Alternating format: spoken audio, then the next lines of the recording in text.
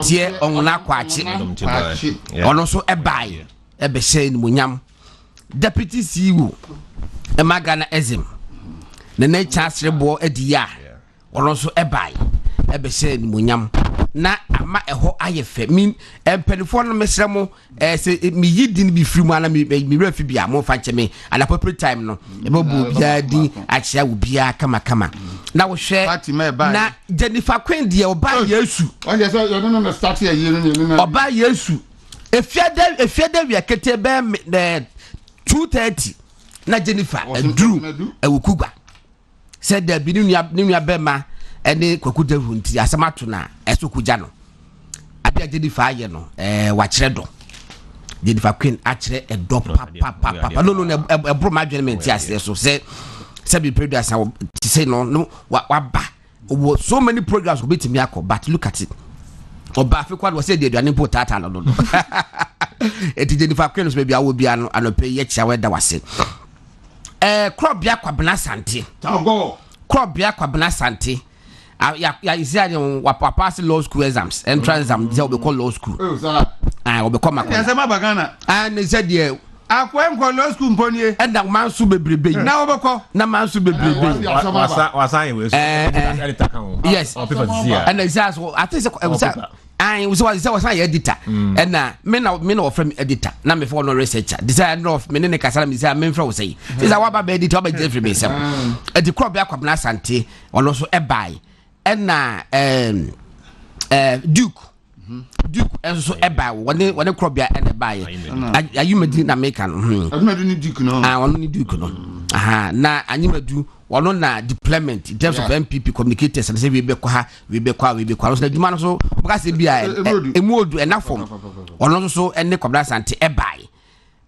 be se ni munyam empanifo a ebai no Dawson centralfo East Region centralfo nyina ebegu ho be se ni munyam entini ye kon kakra no ebe obubudi omo de achede ba enuane omo de ba de ende brubruja Mrs Margaret Ufuri Mrs Margaret Ufuri afena abroso afena for abroso obi ene ho ekomode no nagopo ishamo na kwaku bagels na ono so ho edai ma de chin awudu mahama edai ma de chin Peter Ankuma ono so eda e ma de achi na emom wora prophet so esuma na so emom so buy esuma nra me ka kire se wona so de ka o ya kan de odi wona ne ko for bible bonds enso en de enye ni ehwe because so ka so buy ya wada e ma ekwaji hotel ya wada ifia me me de kwasiada until 4 days hotel be 1,500 one day it me 4 days it na me ka so de ka 6,000 it was the ka 6,000 it ebusafo machredo na abrochirefo mad Doris obobi unim se chese wo ye ya ma owa wo se we di aduane bremu we di namo bremu we di se bremu ba ya di from ayi na twinu nyina mu abesine mad Doris obobi ona ni kunu doctor obobi o ma ya di papa ya mi shira wo no and CEO so buy Mr Money ono so ya ne no a ni tuamu sa na woni wa brocho dudon de o mo nsa efa me so yes Mr Kwame Adubra kon Abawa and original DJ Mugabe and Engineer Jonas Ajeman of the Gambia. Engineer Jonas Ajeman of the Gambia. And only about Victoria Donko US. Yes. Also didn't nearby. Oh. Obia yes. I the munina asi. Na Krizo Kweku. Oh. Also the general manager. Ewo Untumi Radio Accra, any movement television Accra. Also lead contingent no including Kaswafo nyina odomo bus no edomo buy na fake keje say e ya rehosem na so wuti wutwa wani hwe wachina wo hwe edomo adofo aba na say o ma kire do mayade MPP for mpeni for baaye fa general secretary of MPP so entimi ama na so wode ne sa abode esoma ma mo buy emebo ni bedwam ana meboa ema obi ati se de ekoso na ya mame Reverend Dr. Joyce ayi pensioner me ona ka say me who dream me because I'm so want me ma yeah no bibi sini kwan pa yeah wo buy this was what madu ha no na yes or buy one quantum zo o tena asia ma eso ma roboda gbotwidi ni ko fie okodi be 3-4 hours ansana woko enti for beggars obi ho ma hu na bia me dia affirmation cover almost kakra because I was jotting down things I must say ya ma keka you have come church I'll cover fine all right enti I'm for children. Oh no, I'm for children. I'm for children. I'm for children. Na mame na maka se ye we adwuma ye. Na hefa na obi bi bra. Okay. Oh she baby abenya moti ho asmaka. Na that's what free hefa. Go no. Question be no bisa mi. No, me bisa wo de wo free hefa. Yes, bisa sunafo no se. Me ni hwan. Na we di fa na we di nto si da me no time no me pa kwa me se media me obi busa me se da se bre free hia me no se da se bre je adwamena o free achemade kokofu achemade de hie papa bi e ho na me se wo free me gidi se wo papa no ma me nyina bo no wo free me ma me ene papa nyina me ma me fie ni na me nyina ma me fie ni mo a me papa fie ni ene ho ano de che no se o mo piepie na no me ya na me o mo bu ni mpu and the yes man no o mo hihia enti me gono ene kwaku ni kuro ya ba ko kokofu achiremade e wa sante be kwai municipal ti me ye achiremade de kronkron me di achiremade akonwa achiremade ya nsom obia yesum menhia direct ye yakonwa no kuro ne kuro kiti but yensum obia yensum manhini bia ye yesum menhia direct ye yakonwa sa ne ti me ye kokofu achiremade de hie minchi mi bibia achiremade na renti na busa question mi and say what is say so former prophet be say we ye ufri awukugwa o be kan say kono awukugwa first time me kwa awukugwa nkra me nsi wona me twema kodew ayie tim kodew ayie na mbesene ye dia ma me hunu awukugwa ayekwaku dawuru ye be hia na dawuru ma me hunu awukugwa and the second time me kwa any time me no ne dawuru koshia abusuafo bi no okay yeah no ena ayie ena me akọ ntia awukugwa makọ ha me nkọ ho 7 times kura ere na mko free ho na sima ko me free ho okay Mr. Sati media yi maw ya na wabọ no TV so me gidi se media ma dada but me de maw na ebowi ma minti se ebia woni ba wu free ahwe because me utu kwai se motage gina wachi ama suma bi wa busuafie sa ai so asamoja wa hwan asamoja yo bobo enso asamoja bobo ona so bobo sisi we former footballer former captain Ghana Blasters okay na eyin so se bia teacher ubi teacher ni ya no ko retirement also we retired teacher retired teacher na asofo so we yeah, wait my case where retired sofa now former sofa. Debbie but my read myself. What would be the difference between retired or sofa and former or sofa? Retired or sofa no. Eh the oye adwuma no ye kwa wieye. And o kojina home. Ba odaso ye sofa. Odaso ye sofa. Kojina. The former no de honhom na na wonu na firi ni mu ko. Honhom na firi ni mu. Enti wakasa just like that. What did na adwene na kasa. Nyame honhom nka ho. How many former phone? I see. Mami mo TV. And they be tell baby I would that say be jam na ufri. I be tell was. You be tell was. Okay, into so be a professional. Or no to me retired professional. Yes. Into we a doctor, retired doctor. Yes. We a lawyer, retired lawyer. Yes. Na obia offer bibi to no so answer that your profession be a call through some particular enemy bi no what I say only because say or former something okay once a doctor always a doctor what I say It has a major said we're a retired footballer. You can say that. We're a retired footballer. Retired footballer and a former Black Stars player. Former Black Stars captain. Okay. Retired Black Stars. But say be a Methodist sofo. So very reverend I catchum. Retired Methodist clergy. Yes. Because we are some retired Methodist cleric and clergy. Well, okay. Okay. Into one way retired. But you return you'll be a former prophet, former sofo. Oh, okay. And when I mentioned it, I mentioned that we wouldn't be with free. You better never quite some that could be, sir. Yentia dick to Miss Seven. Yentia a dick to a benefit be that's a basic free. Because me did say, see, from the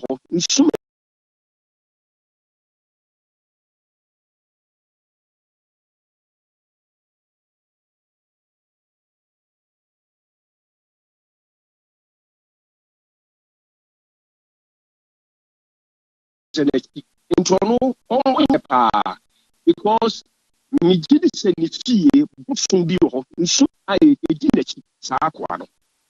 Sending to be Kuga, and the didn't know. Well, here, Obias Cassisubra. I no cry, be found. There be you, Papa, make that for the men who are found on American. And to put your no mumpire. Oh, okay. Oh, the Obama says some memoir, me bumpire, Abuano was Hadian. On purpose to come extend the onye. Also, soon my view the fee, Omudinity. Me na me all parts on am here. And I'm so abranty with young pipe. Papa, you give for what you must say. Now, most day, also been paddy out. It's a movement. All right, there was a 4 boy a year. Sofu Bempa. If you are done, Kasai, okay, FM. One minute penny, Kwame Kubatikasiye.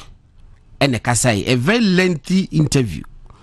Na DSA bin producer war a fire your home direct ya minua da se beje dwamna se mu teji na wachi and na wo se fere wukugwa and na wo de ayi akatakata se wo yekukufu ate ba de shi eti wo fa ne se ye nokre minua ene ya hwefo ni atiefo nyina onyame ewo bremo bibia na bibia so a wahyase no wawieye enti se wiase nyame wo ye bibi nyame tumi ahwe wo ha me na na ka se me hwe wo ha se ahwene ani bon no wo bre so anaso se papa yi wo se wo hunu ade wo paibom dia ene obi kona so onye very careful the meka no because what me ka se me da se bre fra ukugwa ene ne hu tumi de bi wo wiase yes tumi mienu ne wo wiase enti obi betumi ehunu hunhun asemaka obi anyo obi oka hunhun asem bia na enyame nipa wo da bi enyo obi ka hunhun asem bia na enyame nipa obi ho abonsam bia na nima ne hunu niema obetumi akan sema kese ba me se moti adi machidi a ana so me wumputuru putupuru na moti no no ba wo hunu e moti se moti adi machidi ejeje machidi a na chese me body gas no me guardian engines ni sa moti an me bo ana enti be na me wumputuru e bi so mo na de obeko ena se bia moti ana de me ko ohun am kom she bi wo ha wo sha na onyame dia pa wo ntoma se papa we ya na mami we na wasole woni nim bibia na onim hwe kokofu akiremade de hye da sebre eje dwamena minti mi mfami mi krom din si o mi me okuma si nyina mi krom din mi tra radio su da bia mi ka kokofu akirema enti wonte se da bia mi ka kokofu akiremade de hye awu se nyame kura so amana nti eno odi mi akohye awukugwa a waka se wo hunu se mi fira awukugwa me ti ade no ho de madwen ye me ne me ti ase ne se enya go pon le ka kire no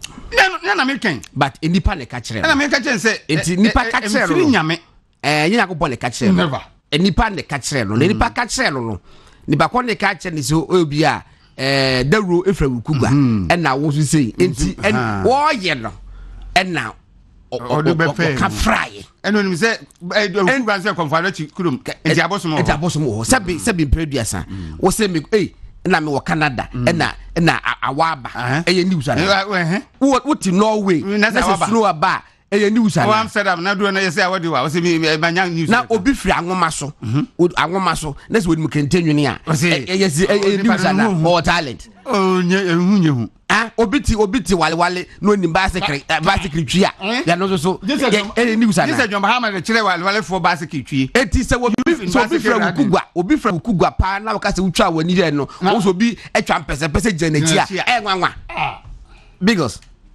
na goro minua me sheda nka sofo osubempa asemda me so sakra esanse me aso me views about prophecy in elections like Kahunia. Na enon endanche no. Osu bempa eka se da sebre fi okugwa. Ana se enura ono asna so yedem no. Osan bo se dewuru bi. Efi okugwa. Afide wo correct no. What na se akotie di okoka en to correct no. Do correct no ho. Ana me yakko na correct ama no. O se ono wa ehwe video no. O so hwe video ni phone so. Ya fa ne dewuru sa ho ano. Ohun ye se emochi agenechi a ofi okugwa. There be your first one no. Yes. Friday no. Was it that se be the patch o. And o board that se ya mabo. O board that se be se hwan sa kwa that se bre no. Sa kwa ni si sofo very condescending word ama wunua nipa. Sa kwa that se bre no. Yes. Ana so far po no. O ti de kan de o hwe ne che se o hwe de na o ka sa asem no a oka audio bia ho asema mu yintimi and that's me na me wa but you say some can not say the ocean even dey I say again, what's mixing up? Are you confused? It's when I'm going to catch on show on confused. On show on the phone, so you who say the day rules and one of Kuba. O Kaka Bonti, no, and a man for clearly, no, the rule and I can't ask him. Interview no on it to say you know, and will be catching and said, I've been free. May I cook a name of devil in the frail cook and say, or quite Okobu, Africa, that you and I saw them, and see, no, I can't be before. And the show or bio can say, all share also all share, you know, and who say, who ye send upon the field, Okuba. The rule. I mean, what's the ocean and the rule? No show. So no ocean padia, no show. And Yamini as I'm mixing up. Ah, okay. My wouldn't so far more quarter. Makwata. Say, bear 3 weeks ago now. Would the revelation a buy? Revelation out the buy. Yeah, see a baby, see a magan and you say, oh, and yan throwing a try. I'm crown. If you are sitting there, who say, that's the bridge of not a see one chantro. Now a boy, a dema software. A boy de ma nipa, a boy de ma nipa, a boy de ma your listeners especially. And no money a casaye, and until young cost certain time, but Obian so Obia. Obia finds the team say, Obian so Obi, and Obian be. No, Obian so Obia, and I was one day. So far, Mwako, me swamming crab room, so far, me huna me Jenny dear, so far, Mwako, resurrection power and living bread. Accident, Omkuno.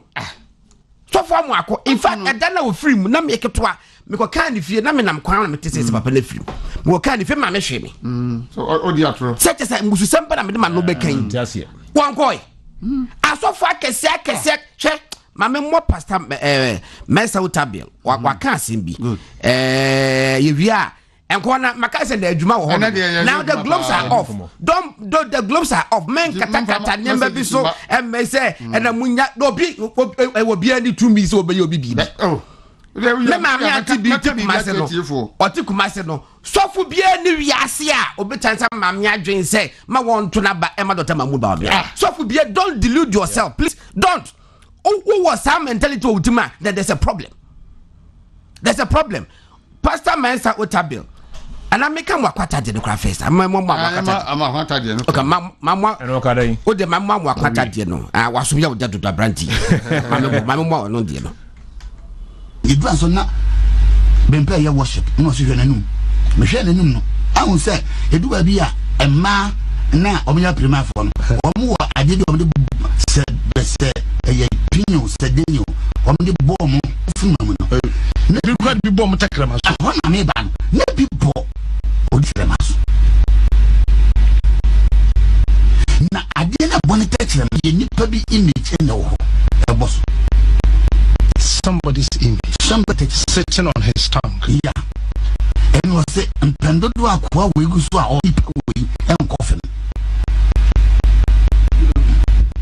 Just it. Just it. Could you, Papa? Stronger than the image and the balls of them package them up. And yet, nine year and not electoral commissioners and 9 year in a venue. Bempa was a tron nana anti omomi na be boom atwam ebedu baby na na free so a eni se bempa han ho so wo hyenkom ko na dwum now team se Joshua hyenkom a so be a trumpet. Oh yes, you did this for the man, you did this for the man. Right, Abusa 40 ye Apostle Francis Amwako ata we 2020 na okasa no muti bebia wo se beduru baby no se nanado ahine baby ya ono so dia abawi mu nsem kombi na misi me wo ayi ba ko bi wa sei misade pacho me yammo wein eye YouTube na sambeka ya ebra MPP ko presidential primaries. Yeah. Na Dr. Mahmoud Baumia, Alan Martin, Robert Kennedy Japan, Oma Keka ho a contesting at the Denimo in Jina Kobeji Japan, Omun there contesting no. Alan Martin a Thanksgiving be our Accra Conference Center. Na wako ye no asofo bebree ko ho. Na osofo osu bempa eso koi. Mbabcho me pese me bokakra asema okan. My mokakra. Eto subi yewura alanchema tintin ya waha. Empire no dos. Na yemeyi die wom se nimukura me amedi ahyem. Hallelujah. Ebe bono ho ban amana ho den no atimi agina ewa preti sei akodie bia ebe sori atia no die free ewiem emipom enya die betumi enya no eyo kon ena okro no kon no soso kuma swade se bibi antimi morning to form na waso ne besi na de tene se minim se me papa no masofo akasa but me jitum pa sense me amanfo bebre I sensitive pesu muti. Hallelujah. Because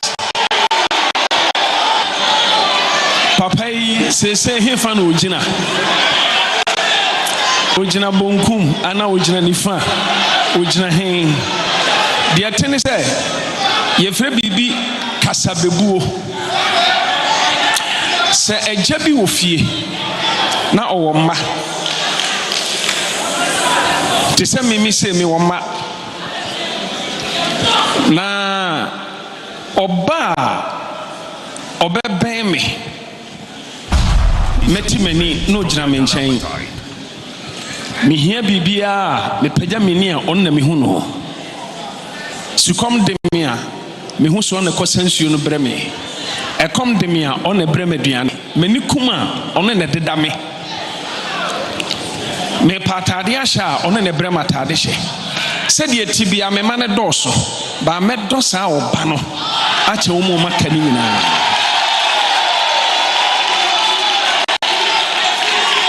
enunti na mpanifo e de aya kasabebuo se akokoba a oben nini eno odi abebesere onyame te soro woyɛ yɛn nyinaa yɛn Nyankopɔn yɛn nyinaa yɛ gya no no nanso so nea yɛwura kwadwo alankyerɛmanten ayɛ no megye tum sɛ wawi ne Nyankopɔn heart san sɛ ɔko na ɔkɔ no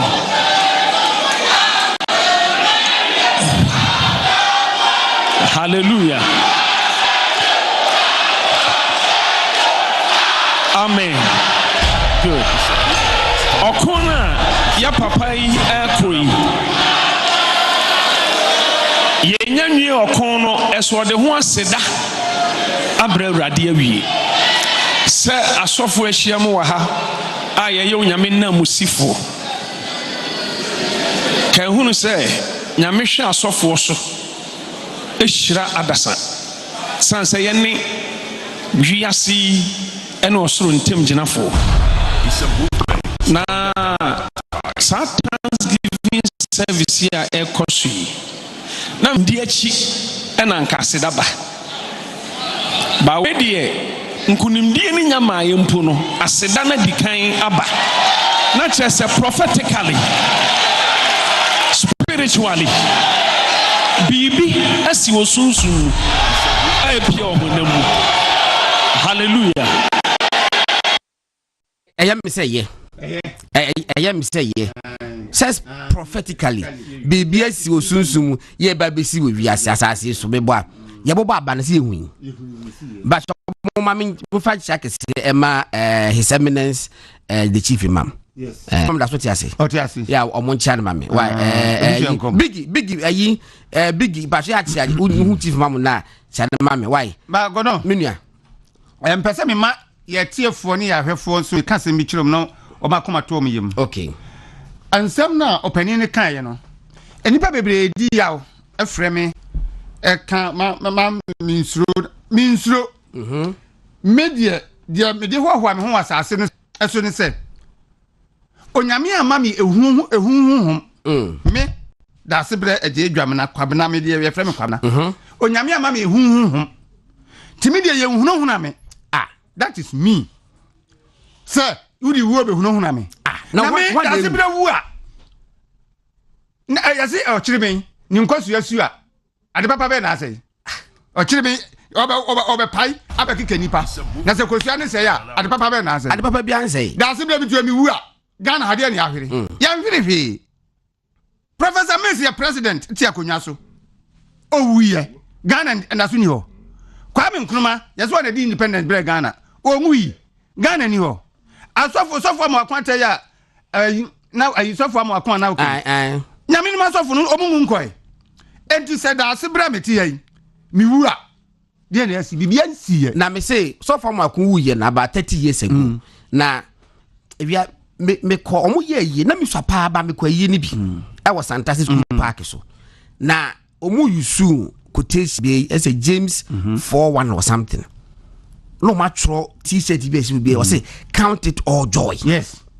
James ampa. I did see about 30 years ago. But I remember what I saw.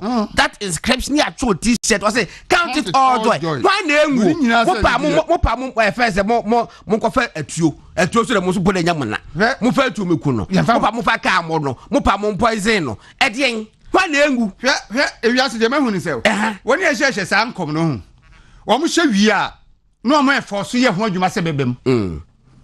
Sa no mote wo ma hyehyɛ sa nkom no mbɛhyɛ nkom no wo hyɛ nkom na wie no no no afɔ so ya adwuma ɛho adwuma honhom ne honam se bebem ne akasa wa ya ade but me ha wukumi na bibie nsi me ma fam agyamu ensɛm a me mahunu me dimani ahu ya wa me ma fam bi no asɛm to me 2016 after MPP election yo me nkan yo Dabale obi ya mam dia ni bla kasa. That's be nka. That's be. Eni bla ya fam no. Roya kitwa bi. Endi he. Mi wuna me pa me na ma mo mekume. Mo pa mo nche mba bia metie. Mama mam nche mba bia metie. An o mekume. O ebia wuwu a ebesi obi aso na ya. Aso da ma na. Ebesi obi aso na ya. That's be. The amen share entumi mbem. Amamuda. Me se na mo share entumi mbem. Na mo kumase. Na me sister kwa sorry. me wa no frɛ me sɛ ne sɔfo sɛ memra ɛna me kɔe sɔfi ɛna keka ne nsɛnsɛm ɛna mo ne mo kurom akonya no da hɔ ɛbɛduru obi wa bɛduru so no na yakum wo no yɛhunu sɛ nkyɛ akonya no bɛduru so enti sɛ wa mama mpae ma wa ɛna me se dabai waso Sunday na me se Sunday me ba nwum fra no pa 8 a me pɔmba 11 timi nya time ba ai na wo life na wo di agrosa no ɛna me se masa me life nhye ni pansem twɛdu ampo Nyankopɔn na bɔ me ɛna odi nkwadua me mu time obaka so bɛgye no obi ani asase so betimi abɔ ho ban enti mi nsi wo aso dem kyina anana de kyinye efram ka temi si sanse so onim na okɔ baabi na osof ka temi so mfrɛ me sɛ ye bekumi na obɛka kyerɛ me amene mienu e betete abusu. But that is not to say ye near tian we don't believe in prophecies. Yes. We believe. Ya jempai body me obi a wone manante da woni me wo adanse die wo nyame bebre on several occasions. Ya me fie me sister me di na chi mienu abena reta wo ye living testimony ne ba me wo faasi Tracy wo living testimony antibio me ye we believe ya bompa ye me yes ni go no ya bom yes saying Edian bonne pa na da sebre ayo so bempa. Wanya wo bonne. Wo da sebre ya fa no fi ombra. Edian bonne na waye no. Da wanya e bonne. Waye no bonne bia. Da wanya no bonne. Onya no bonne bia. Ensema wo tena kan ambemo na. Ni nyina. Go do we imam. Ni mi ma. Imam. Ebi. Me yes di. Me jempa body. Me nyame asofo di. Ana nya ezja asofo nkwa na mo bompa e ma. Unse me nya problem adwumam. Yeah. Ashefem na me fira adwuma no me tira fia m kotintin ko sunwa nyina elder Paul Asante eja adade ntem ojiso adade ntem o Pentecost elder ni ho Monday bia na o ye all night na me kobi so one all night me am call na me say enne me bobe me mpaye me kan kire awurade say me nko adwuma wura bia so on fa madwuma madwuma wura no mo frɛ me mfa madwuma empire me boy no and my better baby could you believe say ebe ka jama 3 days am I say compile bo no bi no and a chairman frɛ me say me mra ha madwuma Enya no empire bo tiefo me ka je say me nko obi a ho then chairman no an frɛ me say me mra me adwuma hwɛ bibia nsi kwa wo me asha for me di adwuma no man tiase but ebra if do say you call MPP for call primaries na Dr. Baumia wo mu bie no ena hunu say enu nti ena nya problem e wo ashefin because say asem na nsi a anka be din say make say me ye campaign ama Dr. Baumia bra me ye dwuma wo ashefin ono so ni nipa wo da makoma so nti nkema ye dey that's way na nya me ndie be sintu oyi mi fi ho ma me ntewe na sofo usbempa eko baabi no odin komo ena woni bolare ni din komo ena bola didin Ghana obusa say na sofo be no pesu ti wo mo I don't know what happened but press up papa na fe ni say atina Asare edin be pie mu yente response wa sofo usbempa e de man ni colleague sofo say oluti no anase wonti wo so witi ono de ekobiti bobokala yenti ade listen to Asare. I will listen to Archbishop Nicholas, Dr. Mesotabel, but Asare, he's not my enemy. Why? Because his preaching that doesn't touch me. But you're a man of God. You are touched already. I mean, you should also. Oh, but if I want to be revived, not from Bishop Asare, then I will be very happy to listen to Bobo Kala.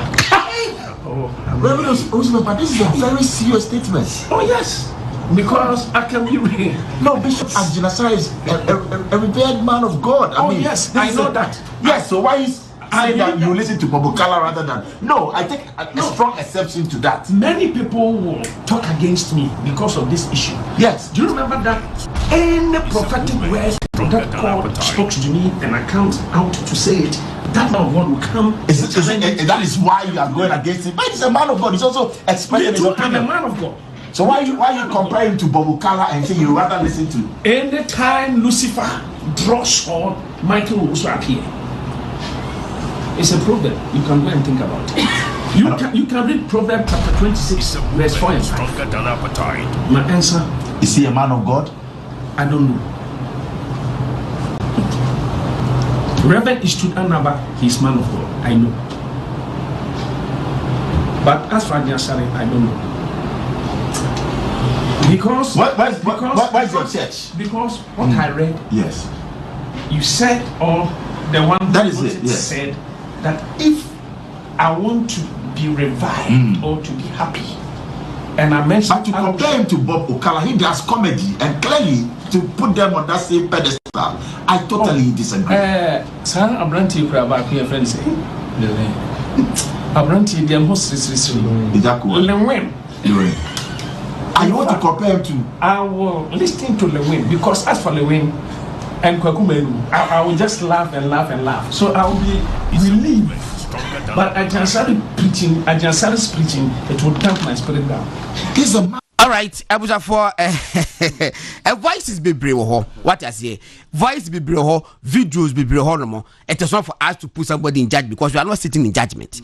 Ye nim be sabe obi a wayɛ lawyer de se minu ekuma krobia kwabna asante enu achi nyamencha de wa pass the law entrance exams ye nyina ye nim se wa pass enti nyame ya do so wo wie law school na he's been called to the bar ye nim say yes he's been called to the bar but obi a wo se yakopon afre no we yakopon afre na bini hobi etimi tin ka se enokre ana se nya nokre but unyuma le bedadie ama ye nyina ye hu na pastor meso tab wo ma na bo akwaba ora bo akwaba you pass on assistant. You pass on assistant. You pass on him. Just chief mona. I don't know. And the other way, Mwakaba. Mejuso. And me tun so now. Maybe one day. Love why. Oh, that be Musubi Moaiko. Yeah, that's it. Medicare Musa, Uchi Champany for a Muba, a Yenasi. Na me share senior in the incoming honorable Kozi no Godon the incoming honorable Godon Mr. Title no yes na me share senior kita ni phone na ono wan ka say trapitches bi ehun hia no na me hu say adwuma no say opeso ya obeye ai you be ansuma no but nanga nkola wa ko betimi age phone no petwa pictures no yeah but oni na etwa picture no kwaku dawro so ono so emo wa yiko ene wadwuma pa wo ye na Dr. Mahmoud Baumia ne birthday and then eti on say MPP colors na wa no white and blue and red and red ni hey I was a red because a blue and I'm just wow and yafa come on try name shade come on hey that's what's a blue eti and Dr. Mahmoud Baumia ni birthday no wadi ni hie pa ena nkunimdie nso fi here ko yes na semo amusha kales na e kakra ho ye be bie telephone lines no ama etiefo abompaye mo omo bompaye e ma Dr. Mahmoud Baumia che so we Pentecost ni yes ade bi koso a ye be di nkomo de e koso sese nyina there's more to it a Chris ayi enkonfo bi mo from ho asofo yo mo na Christofo e tan enkramofo. That is the stark truth and conform person beka by your beka che and I started how I started from Sofubia or what southern part of Africa and no more I'm not starting here and was said that me were voices me videos and ram your buy and me said that it's na I said that Basil or Major Mahama 10 days or one friend saying the best na so could be Bernard El Bernardo and if say no so you see the oma se adwuma eye adwuma se enoma se ba yakopɔ be duru se adwuma yegu I am telling you yakopɔ Dr. Mahmoud Baumia we a man of destiny ensire e wono so no wodun sa kan se pe ebe hyew wodun sa kan se pe ebe hyew Ghana ni bia ni hono ma wokoto aba wo hwe se oye na oye Kristo mama oye Kristo ni wa medi bi ye hu de esi ye do you see Christ in your Mahama? No, but do you see Christ in your Mahama? God no mani how Moses oni wan na edwuma Joshua me boa Moses de na omo ho no pese oye nyina na otimi ye ya na dabi nti edu ba bi no ne wantimi anye no Joshua aye dey eto aso pepepe sofu chaboson eso ayi wa ha mammo kitu abi mo ikito be se mbobo na me hwa de sofu chaboson yitie His Excellency the ex-president invited the clergy. We start a few years and say you media would dini Ghana hapado nyamia juma wo ye ene ehon kwaneba. Na eno me hu wo eye ramnase invitation na unsankana. The opus of Papa the Abedako we ase. As of Papa nko. So Papa nko program na. Oh there be. Say on the to nsa efrem mo. Na me can say one na be ko nyina no.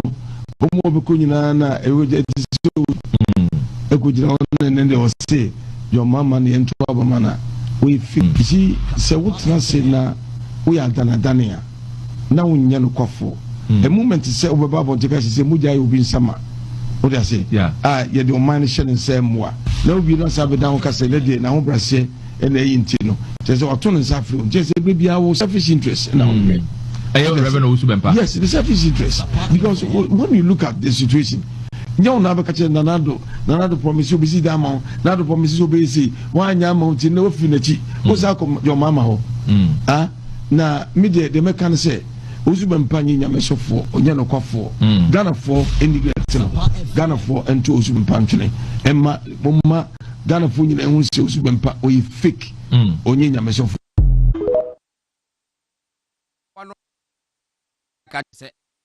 yebebo ama enkofo atie minim se kwaku wo bibi kama maminti wansa mebo mienu bi na answer na ona boyeba no yes ameka se wonye osu bempa boni bia na wa adome o em se babu baby e do point nkoda bi di Elijah akokratipa probrai akokratipa amko jina bebizu papa ya bokokra ofu do pa wontimi na kwara no ejina so no muhuru no akokratipa probrai akokratipa na obom pai ma osisire be kikire kwara no wi essence omo ye ade bitia onyame nipa odome nro ebem eden na waye no good na fo ni ambisa wo eden na sebre waye osubempa me kan ukure ntini madam tamfo ana enokure na uka no kwa amsi sir mo hia se mo ko declare Mahama se jo Mahama ne be wini yes and ukoduru ho no nya Sam George ne force ma waka se me ba ho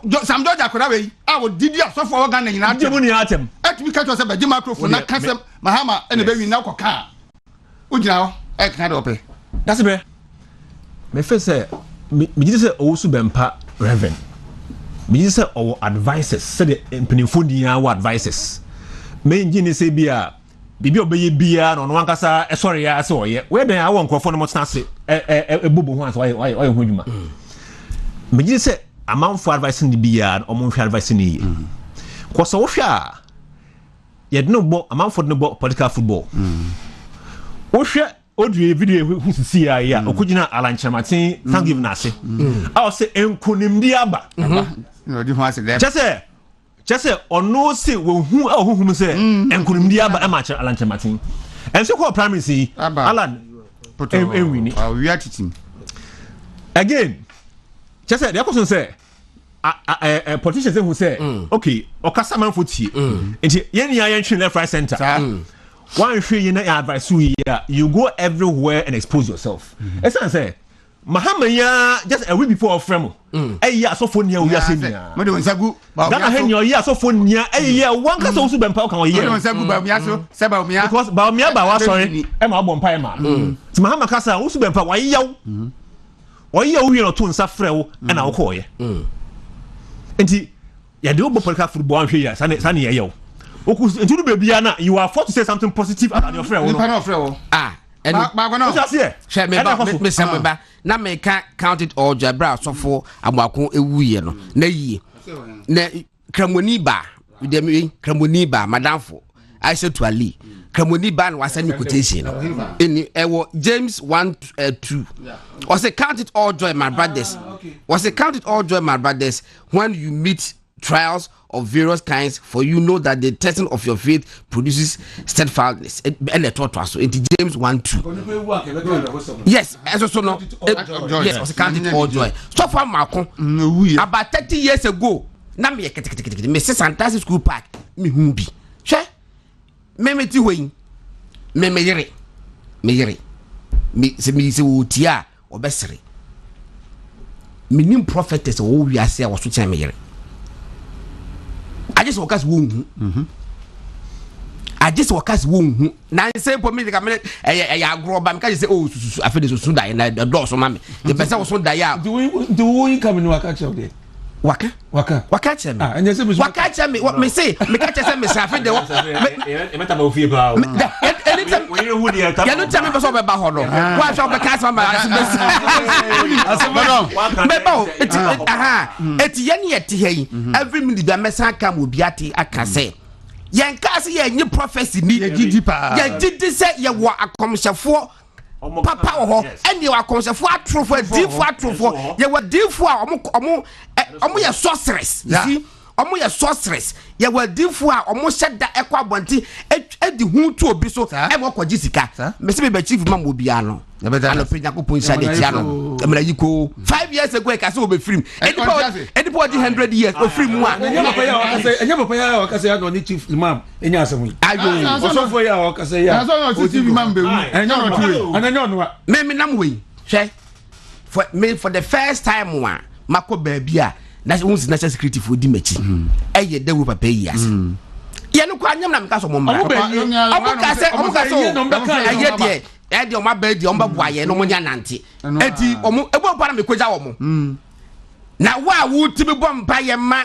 esi obi hini wo na ma bodyguard by 40 etu oni ase kan se so mo e de na wusuro hwa e de na sa wusuro wo wo mo sa wusuro wo ha wo nya bodyguard yes minia Bible si duana ba yo ene edi hu dua ko me ka se me de nyame tumi nti Bible no metimi kan bi me kan so a metiase timi se obi gira ba bi kasa na me hwe na wo nyame sofo mi hu Bible na yin edi akiri no okenka Matthew chapter 18 15 to 20 me kan na oni amu amuti no matie bi Matthew 18 15 to 20 over be kind no mama catch us say you know viewership on YouTube around 1200 good because 1.2k mo hwe nyina ya damase but that's be kind Bible mama catch na mo ka retired reverend and former reverend yeah obi o ya former bia no BBC here what I say ye wedi afi adwumam na mo ka footballer yeah on say ye from blast captain into a former captain but ne djuma nankasa na oye no professionally no retired into a retired footballer and ye was so for so ye retire mo and ye were former pastors me ye church of Pentecost pastor okay osofo bia ye be retire no ya retire no osofo ye yi na di no former pastor but what you say see you osofo bia di e wa so bi mu a ye nkasa retire pastor ne mo ye say former pastor but so for so wo hu ade na fi wo hu bie mu de ono so ye former prophet and wo hu bie na gba na say former prophet so for obu she nyame no nukure ni oturo bi a obu so for bo ho no ma wo start no wo hu ade yes enipa jigidi ba bedru ba bi no na adoma chede na firi ne so because bi a nyama bi a waye de ma firi so ne say obi a me abeba ni mu bia no nyame hom twene ho firi ne ho me yesei me na me yesei me ma nyesei ya na nyame hom ko Moses and Israel for nam no se Israel for enwinwi hia bibia na Moses akobon pa yesei Awurade se Awurade me nya de wasi koka se kire o ko yesei ebra wo mo pensu anum Nyankopon ka se onfa aba nkobobo mo so onfa nko kire so a Moses ko ja ka se o onfa nko kire o ka se enna mema mu nsu anum nya se aba na odi bo nu kura nko an wasi me beba mu nsu anum Nyankopon una akoma mu nsu anum enti me bia no onyame hom twene ho firi mu na do me kan ni se o se na se wunu afum wa obi anti asema me kan you se wunu afum wa kona koyi naten woni no nko antem so otie wu a wonya wunua na se wanti a fanipa ba ko ana ba nu kan ho na asam no nyina ni enyina adansofo mienu ana amiense no mu asam so na se wanti wu nso a kokacha asafo no de ntia me ko tu eni said asam na enne aba ye ka ho asem eba ye no de ne ye no dwuma mu ha godon etebe bia kwakuti dawro tebe bia godon ti o me se da se be ne ma wonka bi wonu afum ye fa no sa ye pa reverend osu be mpa chew pa ni chew kama wose enipa na wɔyɛ bɔne no ɛmpa kyɛw ɛma mia nso mebɛpaa ne kyɛw so odi yɛ ne si a ɔsɔfo a woyɛ nyame sɔfo na obi afom wapa wo kyɛw na wosɔre na de akɔbɔ apaw na okeka we pa NPP for nyame sɔfo no NPP for na no ɛka asasem no that's be my more pastor mensa utabil adebi na nipa be send the message say it's not worth it near the but I think say you share with editorial discretion I didn't affect it directly this be you know me pass off for ho asem ka because sɔfo bi obi asi bi obi gidi sir obi so nyi sɔfo bi ni tie ndie sanet by more pastor mensa utabil video bi kakra church we see so much power and maybe that you see but I see so much danger, so much self-destruction, so much dissipation of confidence. More and more the congregation and the public is losing confidence in us. They are losing confidence in men of God, in clergymen. If you call yourself a prophet, it's almost like a title meaning conman. How can we take such a sacred title that Isaiah had, that Jeremiah had, that Ezekiel had, that Daniel had, all of these great people? We have so commoditized it and so cheapened it that now this noble title almost means a con man. Because there's no regulatory body, everybody picks titles as they want and parade with it. When I was growing up, if somebody was a bishop, we believed that they were a noble person in the clergy. Because the churches which had bishops in Ghana were two, mainly the Catholic Church and the Anglican Church. And their bishopric was based on the diocesan system. The Catholic Church, as far as I can remember when I was growing up, had I think about 6 or so dioceses in Ghana. So 6 bishops. It's a movement stronger than appetite. Pastor Tabel and can na megidi se kakra na you know what obetima kwakope na wabo ba kakra na mepese nyina yeti mame enkom na boho ora bo acha wote ne kakra na wose asemo oka na etietia edi bishop ni keke no ana prophet no anka wo sha anka o se yen okọ akanman mu a yeso otumfo bajo so yeah ayi ayunfo dodo omo ho nyina so bia mfe no otumfo it means say a noble position be a one kasa no e wo so a so ye ho ade whatever is noble apostle eti no say mensa utabe odi sofo more than 37 years but what you say who say friend pastor utabe yes ye mfe no onukura de me hu so bi ka say ayi reverend pastor Obiaka Pastor Otabe, yes. Pastor Otabe, yes. Because it didn't be of a fatu musu be and so young one dear. It has more than a say, and no, a so for Nankasa Yama, a buoni nidia, a say, Yadima woman, Yamfa more mobile, because Obia didn't casebi to no so a dino. Why ain't say tomatoes in Yadoa, a good jomoa, ye tongue. Commodity, oh, a go work again, don't do a emphaso, and Obia the emphaso can see. Na ye ka say obi ye reverend na bishop na onye bishop ho ade a sa nipa no ngose a wonu mu no ahye ewu eni hobiom but na me say why bibi da ma obi ahu ndi no obekoso aka enu na nkofo bi accuse say had na MPP for ayi papa yi se nkom ma yen say nanado ebedi president no ende ye die no tu mu but osofo mo akata asem o kan ye no eya asem a eda ho o se say osofo mo akata se nanado ne hunsem eda papa yi nanum ne ketema so eti nanado wie na djuma osofo bempa mo won hyenkom bio na wankase mo won hyenkom bio na so nyamo nemum eba politics ya oyi ne hunfim angeso otan ba bi ko ma me kwa homa no so mra yisia na me ne apostle Dr. Kingsley Sapon Apostle Dr. Kingsley Sapon enkokudi enkomo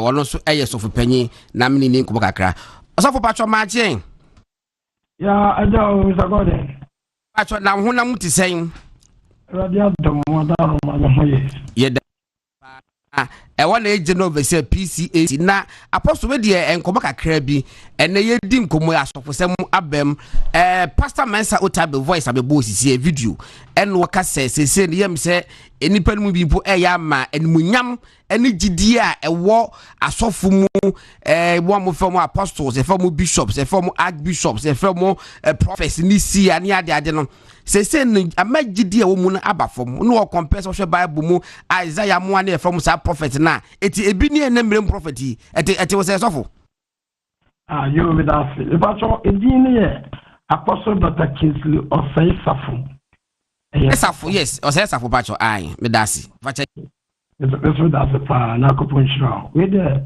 adaroma ma menchia me penini ba ko na yento aso adaroma ai if I saw channel pacho channel e kwanda ho COP Mr. Enketia Frimpong Director of Finance Ghana Police Service Esquire Jerusalem Pilgrim papa baby a will be a mechiao anope papa wo nyuma pa eno akoma pa wo man Ghana ho any police adwumakuo no ho ipacho okwa adwuma ntem sin wo bia wasa pon late sin wo bia ti manage na adwuma mo pa ntina ma mechia no akopon enhira papa ana fe menchia wana bo kanidi akompre kon a Japan bia o man no ehihia no na wo do ne man no bia nyuma ma mabunu so enya bie ona bo baby a wo bia mechia papa afa minia yenko de wo kan so question obi sa no Dr. Mensa Otabe de o kan na the correct because of asofo bi esu ene wo mo ban itimetimi aka ne pinse de o kan ye no no correct e wo so Bible mu betua ma Bible proof so Bible da on chanya betua ma Bible proof wo mo bia kenkan ni nyina ye wo adifu a wo mo so hye nkomo a antumi amamu because of say o mo ani enhyehyɛ ya e wo nkom so no eho eso ewo Bible mu so ewo Bible mu yeah betia ma proof bebre ati afie enya de foforo ko Jeremiah chapter 34 verse 4 to 6 wonyene Ezekiel yare Nyankopon ka se Nyankopon hye de bobi ebono wo hye ne nyina no wani so no antimi amem Sedeki afem na mekan ati afie wonyene Sedeki afem na mekan Nyankopon nam Jeremiah so hye ne nkom se yenche ne kura mfa ne ntumu da obewu asomdwe mu eko a wo ko nyina so obedi nkunim a Jeremiah nyame nam no so ka de kire no na so at the end no e wo Jeremiah chapter 52 no verse 9 to 11 no ye chini tum ekun ne mpanimfo nyina wanim ese twitwa ne mati e wananim ema at the end no ye de ne to prison sa akosi so wuye ati afie nti san concept ba ye wo ho adwuma efasa wo ye den wo ye etiane de e wo fritete but asa ye bremu no abroso wo de we chano ye bremu no abroso e ye fa na tie etie wo hodada e wo hodada wo se aha mitio na me busa se enti se Yakopon ka kire mo se sofopanyin in fact abatuo mu we na betime di nkunimu a de ne besensi bi ma few years later or few months later utoti aka say afedi Yakopon asa Yakopon kan asem was akra no sa ti Bible say Onyankopon ka ma ni nyantam a won sakra Onyankopon waka amaniyan samwa won san sakra emfiri ho die Nyankopon aka no eye no enda bebem hwema me ka sam kiro 2012 asemo America kiriwi otumfo Nyankopon ene honorable Adwoasafo tinie ene dome kwa benya constituency empanimfo te se Dr. Boache te se Mr. Fodwo te se Mr. Oben what you say any penifo bi ka ho eye meme dance ni twa ntro da me no wo kasa e wo dem 2012 die si ye nyina ru ate fa me so ka kire wo but empia bonten tinye paul because me also su na ko ponsofo die no kura dam ye de to me ka kire wo mo se the economy akoduru o court no before that no me catch na draft officer omoto abani wi aye beti ni vote so e wo to me kwabenya constituency mo it is your to abani wi no mo kan na so wadi nkunum pa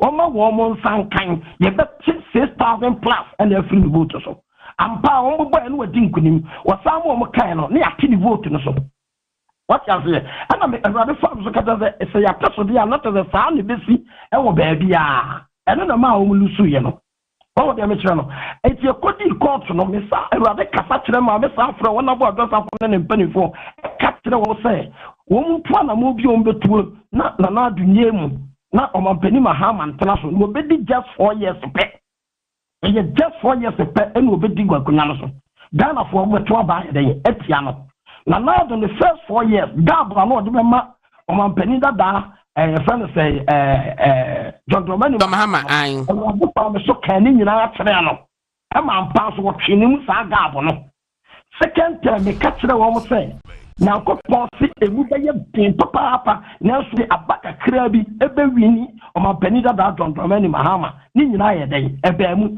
but empia won tin kom say kan was e 2012 and already farm so kan what you say won even cry problem e baba party ni munyina ru ame farm so ka kire won abo ado sapo abra me te go from company office 3 times what you say ni nyina no company wo meeting programs in me ankosia because na bi wo kwa na wo so nyankopon adimisia no no fa me ka kire ni go so ka say me ka kire won abo ado sapo mo nya do mo de be kwa mo wa ye ho adwuma e ti wo no a what you say na so no the rather farm so ka ye ni nyina be mu ama confusion ni abi esi nyina no na rather afan so aka tra to be kwabenya constituency mpedifo to mo pasa wo what was here adwo akodi aburuchire kura na problem bae no wo soma hadmu pani ba ko wa bokobi ene assembly guma ba ko e mo mu bi hu me kan kura chiro adwo mi kodi fia sedi wo si chesi kama enkrofo no wo te wa ore kura be ho me wo ma me envy why ni nyina ma anye because me person me kan kure ana bi ntia ye di party na chino party a wonyankopon be kafe what the enipa we yi ba no na tese nyankopon gina sa party na ti enti o sa wunya me nipa no support party no na ye di ntia wo munyuma pa kasi wo munyuma pa ana me ye di yakoma pa support party no bisa se FPP aban eba o man so be di so a e di en koso wo man mu empuntuo koso e ma ne ka wo bia wo ya funu akwala ya nyinsa no kura puntuo ka no yetimi yansese wo mutimi yansese ya ama wo ba ta ko wa ye operation kura na 1 billion pa aban no fa ho ka ko fota ni nyina na ho o ti afi eti aban ya wo ba wo yansese no na se nyame ka fafa no ho a e wo so nyame sofo no wudi akire na wo hwese bibia be kototo na wo kan say no obi te ho no mo a obeka say oh sofo no krobi kro o pe party for no kwansi bi anasi ka bi age enya fa o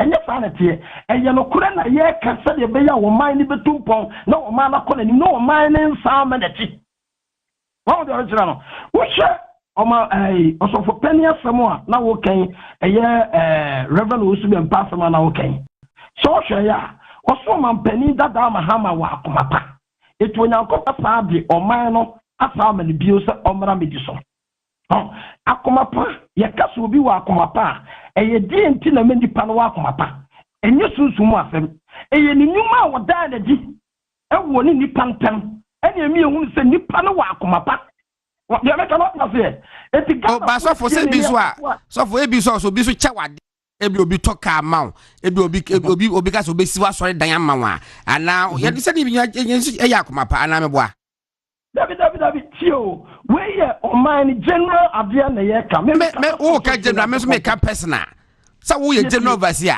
nti sa wo ka general me ka personal mo eno so ye but o man ye die no e na boa wo wasafo no ma no koso etinya wo personal abia na wo benya no e na wo so wo foso ema ne kanta de beboa wo man no tie ne ye pa o wo ye sofo no a wo so wo mapa nyankopon na mo so kasa mo ada na wo personal interest no e chen de beboa wo mamu ni nyina Bible say wo man ni ye die mu na wo sofo no wo church members so be di am be ka wo sofo no am wo man na tena se e wo asundue mu They make a lot of it. To be when you mean power, piano, and your mind now would you know first. It was someone pretty jolly son of a what you say? It's the precana asumdie, and the Ghana Conco, and the Ghana Puntio first.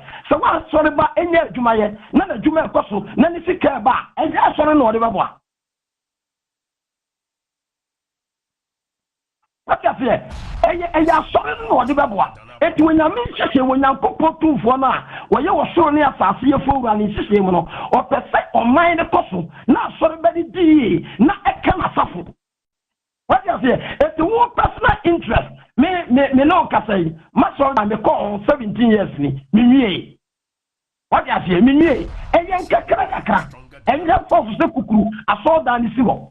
Well, nantetin ne ko ade bia wonam no kura kwaso e na eye no etekita obi o ye Kristo ni bia be di madanse once wonam tene ne kwaso na eye enye consultation emergency enye oyreton enye weton no wonam tene ne kwaso no what sorry see that form what was it if the some sorry see that form no no me won say nyankopa kafe wodo mampani foforo eba your friend Dr. Mahmoud Baumiano. No, I can't saw them in Timintino because of Otofo.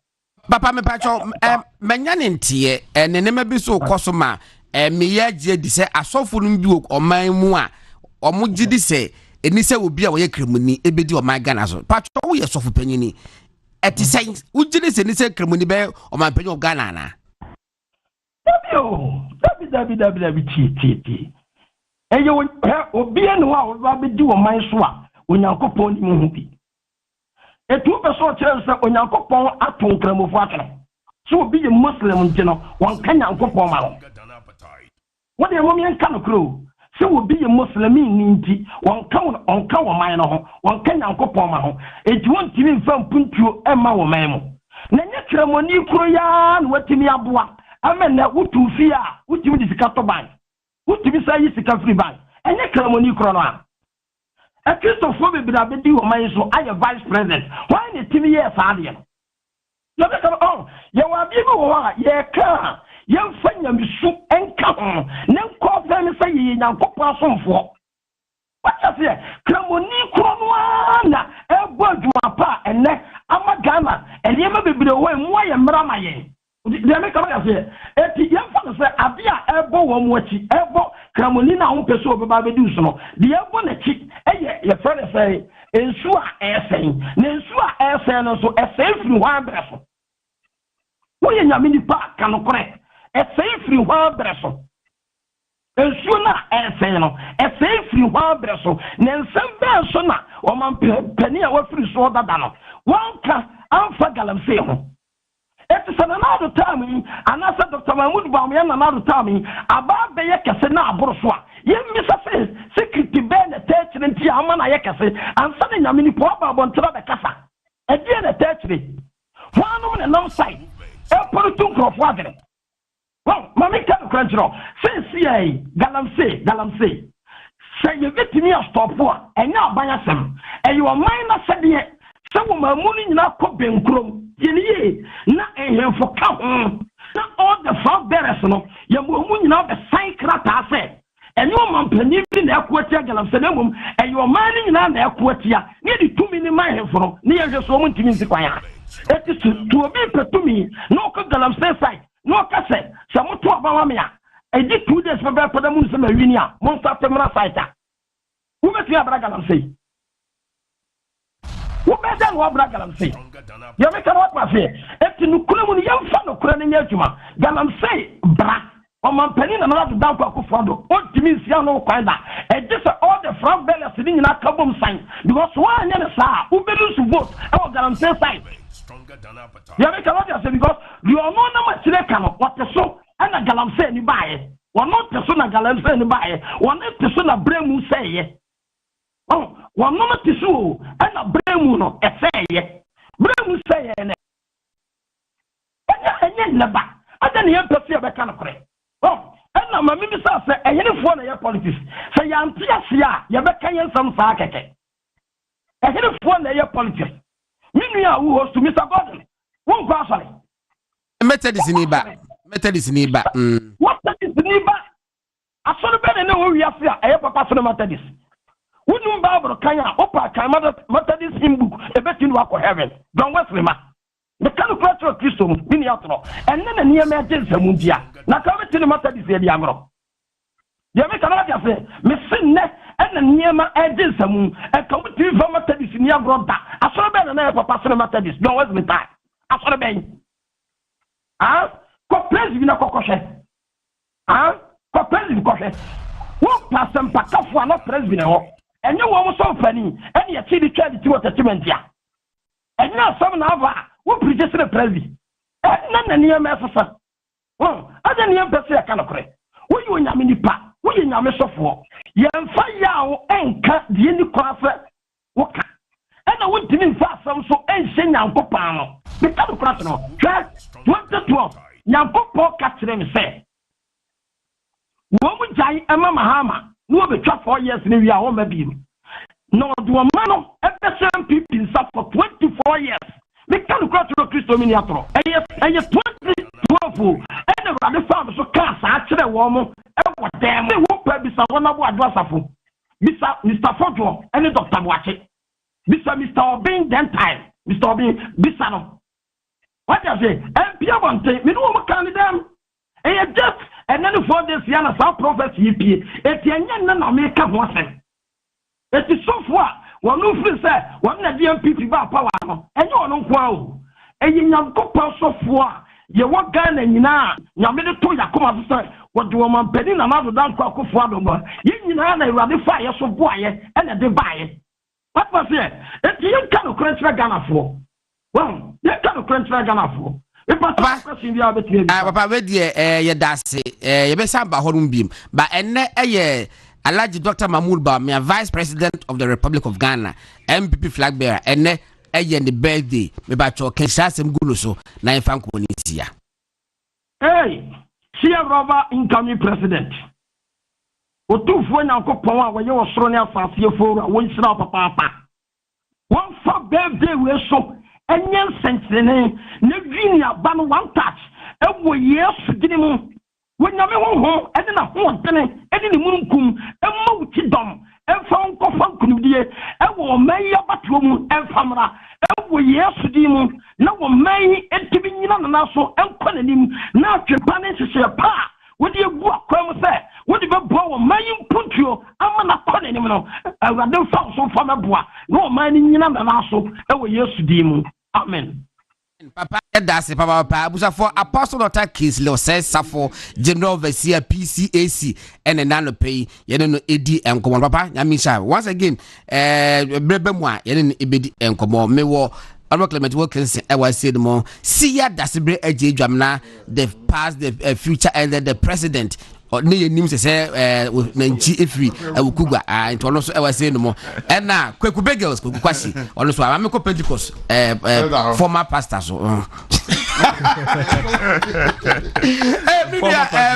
Minia Leonard o say tutu we mi school prefect o matters of Uganda ye kopo kwa so no san ye cadet commander entipacho wo hwe na no pay me chia ba bia wo bia na busafo nyina ya che wo nyina e ma me anti na me ka besina Bagels abem yes it ni the former and the retired pastors and say you also for and ya ka say woni nyina to entade ya hye no eno na wo hye wo entade ya be ya ye di colors bi awurare mu ya ye nyina ya hye bi eno na no so hye bi sebi ya obotwenia dono na hye moto mu no odi aba no bomu a e ho boni tokuro yes anameboa ndi bibia woni mre wasase so se no senkafo kan no that's benya sa wasi osun woni mre seria woni mre bibia woni mre enti wo ntimi nkan je me se Moses kura nyankopon di Israel for share nsa no edu ba bi no odi ni tumi ni fini sem di ma pa foforo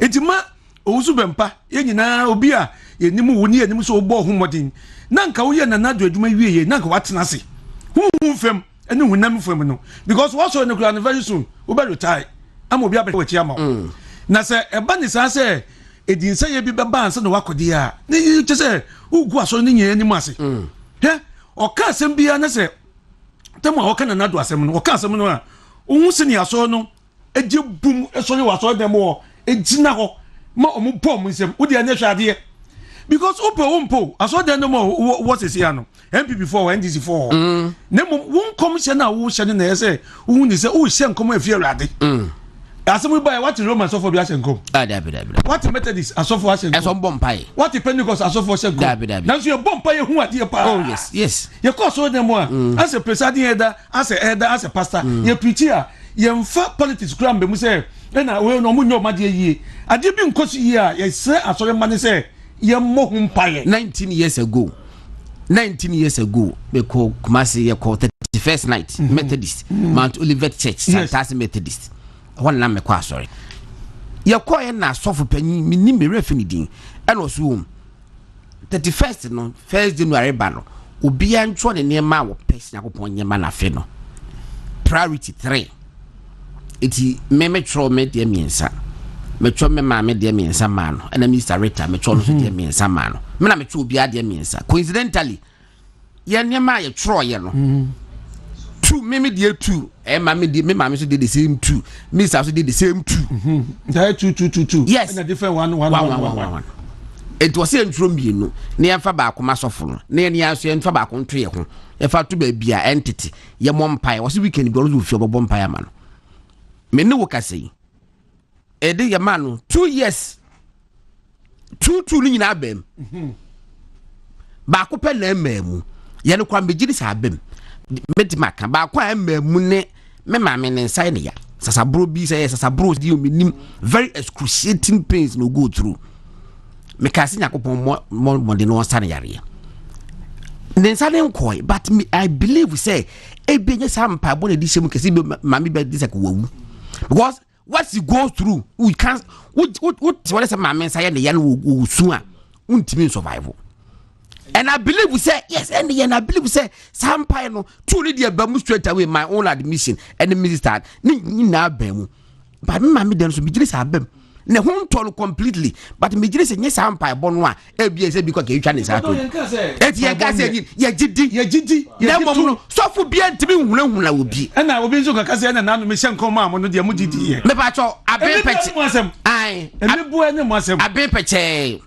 enne so abe peche boys akodi weekend papa amesika asa eti abe peche star 256 star 4 hash star 256 star 4 hash no choose option 2 no movement TV to me radio then one number of tickets I will pay obo for 20 cedi back 5 cedis then of course you enter your PIN number unye twatum kwadia ubedi why it have been peche star 256 star 4 hash that's we beg us yankwai I go no kitwa bi intend pa na birthday bi cost birthdays hey okay go no ben can sure say maka earlier say mahama eya asofo na san to nsa frɛ mu na mo kɔɔ ye nya hwɛ na pina ekɔɛ because ase yɛmfa ne die ma opini bi afrɛ ntia but pina nim edwuma ba omia aya ogusu ye na ɔbɔ ne ho mɔde ɛsɛ akobɔ nhyira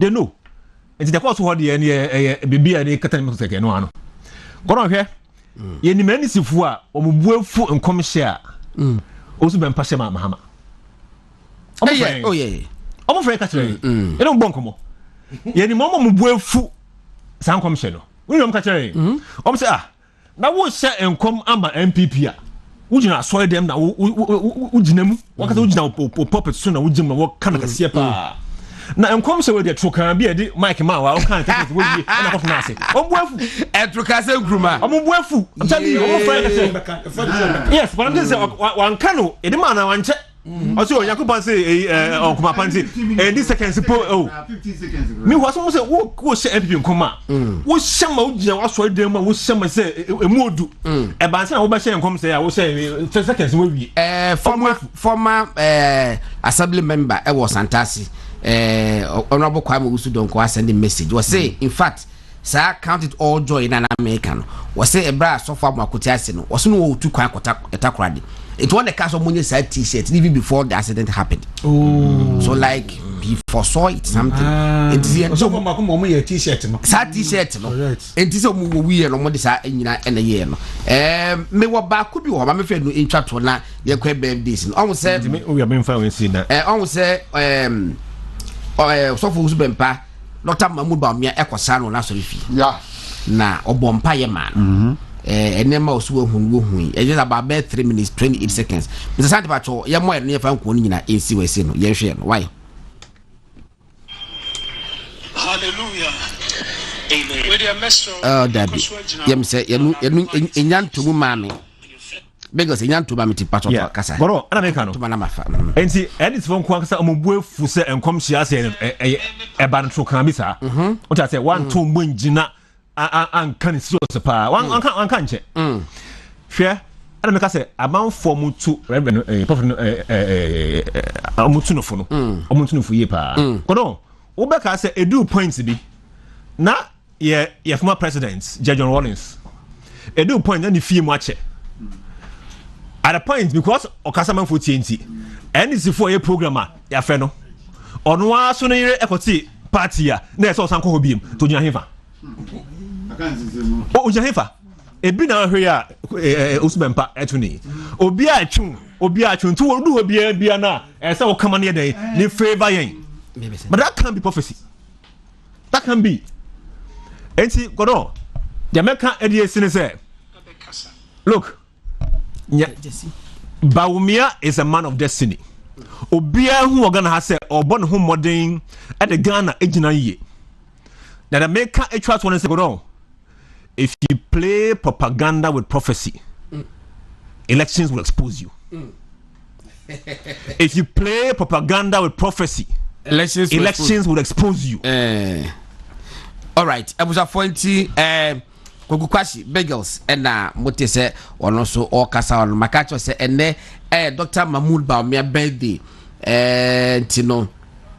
Kakai first in my and there's more launch at DB as a citizens app into omo launch here no. I did okay. You need can crank via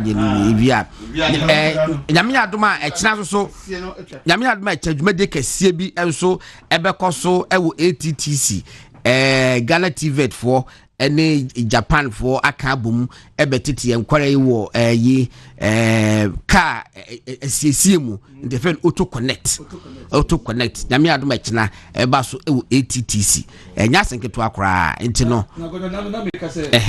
me cast na me yo hamasamano it's on my radio sound cast no be up be atobiano wo de say bo no for mintino ese no so yanto no o my no 1.5 liters ena ba kia when you standard Ghana and ye no 1.5 liter yes okay. Now a service it and so I see utofu egumu sa it very soon obi ope bibia no o de bia be hu me am pe bia ma say eduma de ba ye be ye nketi credit scoring under Ghana okay that's right your baby Mr. Sante we dey boy na de aduma na ye de ama wono so na so se be ye nyina ye so fu do so ye nyina ye start emfri Mr. Solomon Adukwe Hammond. Mr. Solomon Adukwe Hammond. Mr. Solomon Adukwe Hammond or Imperial General Assurance. And there your birthday. Nti Ernestina Mwakon tema. Wasi yamfa afidie we so na yema happy birthday. Wasi otwere mponyankopon nsem hyira. E de ama se de odi nsa so mu bia no nyameboa na yenkunim difo. Nti Mr. Solomon Adukwe Hammond yema happy birthday. Madam Richlove Teresa Atta. Madam Richlove Teresa Atta of Minnesota, USA. Sesa gono. Ma abruchi for sesa ne kano. Minnesota, USA. And na your birthday. And Ransford. Ransford Okai. Yeah, Napa president. Was say yamfa video we so. Emma happy birthday and same about Debbie. And now fe yanko Antimage. Antimage our Mark Eric Ventures. Our have you do lay you here and your birthday.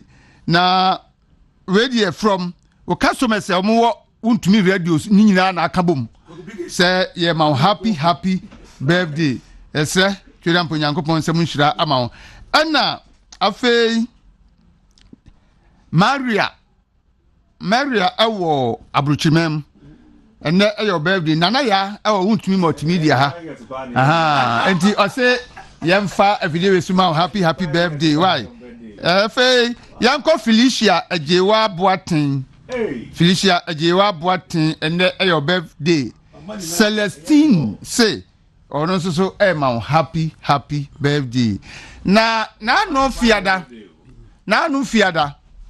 twam na ye memre da ho na ye wo okugwa na honorable Clement ni lamte Wilkinson Zazande honorable Clement fine man pa lamte Wilkinson unse be otie die share honya be die kitua yes more cry wow hey enti memre da na ye birthday na ye nu nti ye ntimi ani na ye ma no belated happy birthday na ye mpa ebo ni se akoma pa owo no nyame manu nye saa ko si se unsu bedi ti se de o ma me adi na oda so temkwamu no nyame enhira papa obi a watu din nsemtwefo wo ye wo hoyi NDC fo MPP fo CPP fo obi a pe honorable Clement asem esan akoma penti esese nyame enhira why nyame enhira afa the big one afa Mr. Asante part of Dr. Mahmoud Baumia a picture no it was but before then was me send you to a basic quotation be fair not to we are now the Dr. Baumia picture no so ato so Dr. Baumia October born to send me as me October born na ngasa na nidi pepe e ba to fatos mame na ye hwe na ewia me nkonto adu kakra bi notaka aba na mizati se wu ye no ade fa picture no to so fa Dr. Baumia de no eto so aha eti bagels kwai ana me mother se brenko that's be kwai ebusuafo ene Dr. Alhaji Mahmoud Baumia, the Vice President of the Republic of Ghana, the flag bearer and leader of the New Patriotic Party, and the next President of Ghana, the birthday. Now we are there deum. Send a 7th. You better have also 7th. And a 7th, the birthday. You better have also 7th. Yeah, the Agnes Akunyaso 7th. Onyamia hihye bibia ato ho a chese empa enti we de wontumi multimedia ya ne yetiefo ne ahwefo nyina doctor eni alaji se kra say yi doctor ne de alaji no mumma no me say alaji for the first time ever president e Ghana. Okay, man, happy you be celebrated was say birthday, yes. Dr. Baumia is 61 today and we've got 61 days to the election. You see, today is also 7th and the election is also on 7th. And the swearing in is also on the 7th of January. Happy birthday, Dr. Mahmoud Baumia.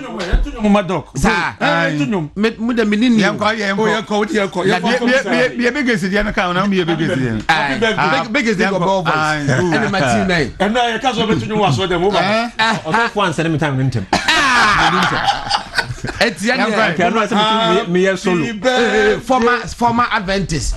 Former Adventist, okay.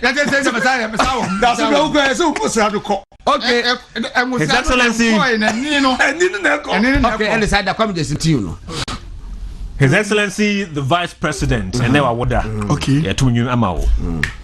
Happy birthday to you. Happy birthday to you.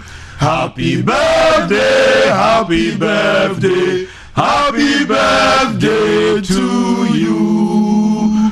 May God bless you now. May God bless you now. May God bless you now. May God bless you now. May you become president. Amen. May you become president. 2025. May you become president. May you become president. Every from January. Why? They can't send me trouble. Tio,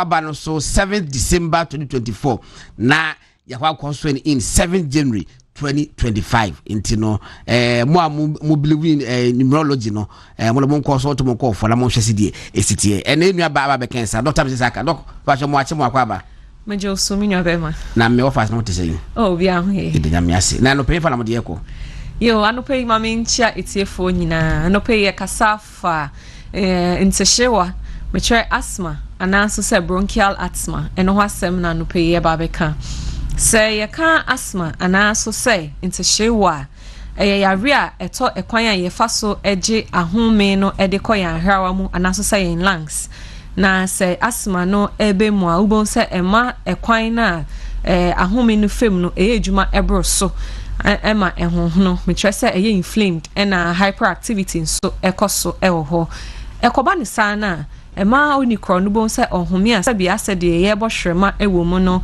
ye beka say wheezing sounds no ebi mo nso no ema ubon say nakoko eye ne dindin ohome a ensiso na obowa enso na before obi ebehu say owo asthma na so won tehyewa no nearly 50% of the cases no before obedi 10 years no na eyi ni ti ama ne hu na se oyepenyin so a before 30 years no na asthma no eyi ni ti ama ne hu ansa na we hu say obi ananse say onibi na World Health Organization omodi hwehwemu bi betu dwa say kofo 235 million wo wiase afa na ba bia na omo sa asthma na so say ntehyewa yi ebi yehwe sene obi ewo asthma in centrania ededi so obi want to shewa anaso say wo asthma obon say edwa nadwo a onikro no obowa na obon say ohome nso a na homegie no ensisisisi so na ebi ohokra se bi ohome ase de ye bo hwrema ewo na homegie nim no ne koko ebe ye didinde anaso say ebe ye tight ye beka say tightness of chest no sanso ena nenim ene nano ubonsa ya na aye blue we yeta hu no ma omoye kokko no bonsa na nenim ne nano aye blue ye beka sa cyanosis no sanso na ye sha etumi emma na koma ubonsa ebo in 10 ye beka sa rapid pulse no ye nhwe sene obi ewo saa ntihyiwa ibi na wenye dro papa mfanka tibia eno no ebe komu so bi wa asthma no wenye dro papa mfanka obehu se afei no ne nyoma oye nyina eya ketwe ye beka sa obeye less productive ebi mo nso no oya de kakra bi pe na wabre na se attack ne nso eba obon say a school anaso say ejuma onko na ada eta to aso bebre obon absenteeism na nso no doso ebiem nso no yehwe saa yare ya de bia ada no obi o asma obon say no aye anxious exciting say onim Ebiako a obeko ananso say situation obe encounter ebetumi akotete akotwetwe saa anaso sa trigger saa asthmatic attack ebiem nso no exciting say nkofo bebre ho a omunya solution emo problem ni ntino dani da no my depressed na etumi kwampo ema unya secondary infection metre say utumi po enya pneumonia na pneumonia ni sutumi didi mo ama o section of lungs ni bi o ho a won say collapse wan hwe yin so a ebetumi de wa respiratory failure mo afei na machine wo say ekoje ahome de ema yen hwe mo a oba heartbeat homeopathic clinic na say asthma na so want to shewa emo ayede ebeboa so to na mo ba heartbeat homeopathic clinic ye boa ma homeopathic remedies eye safe eye natural sunsan suboni bia ni etri eno juma edie ene say ekọ yare no ase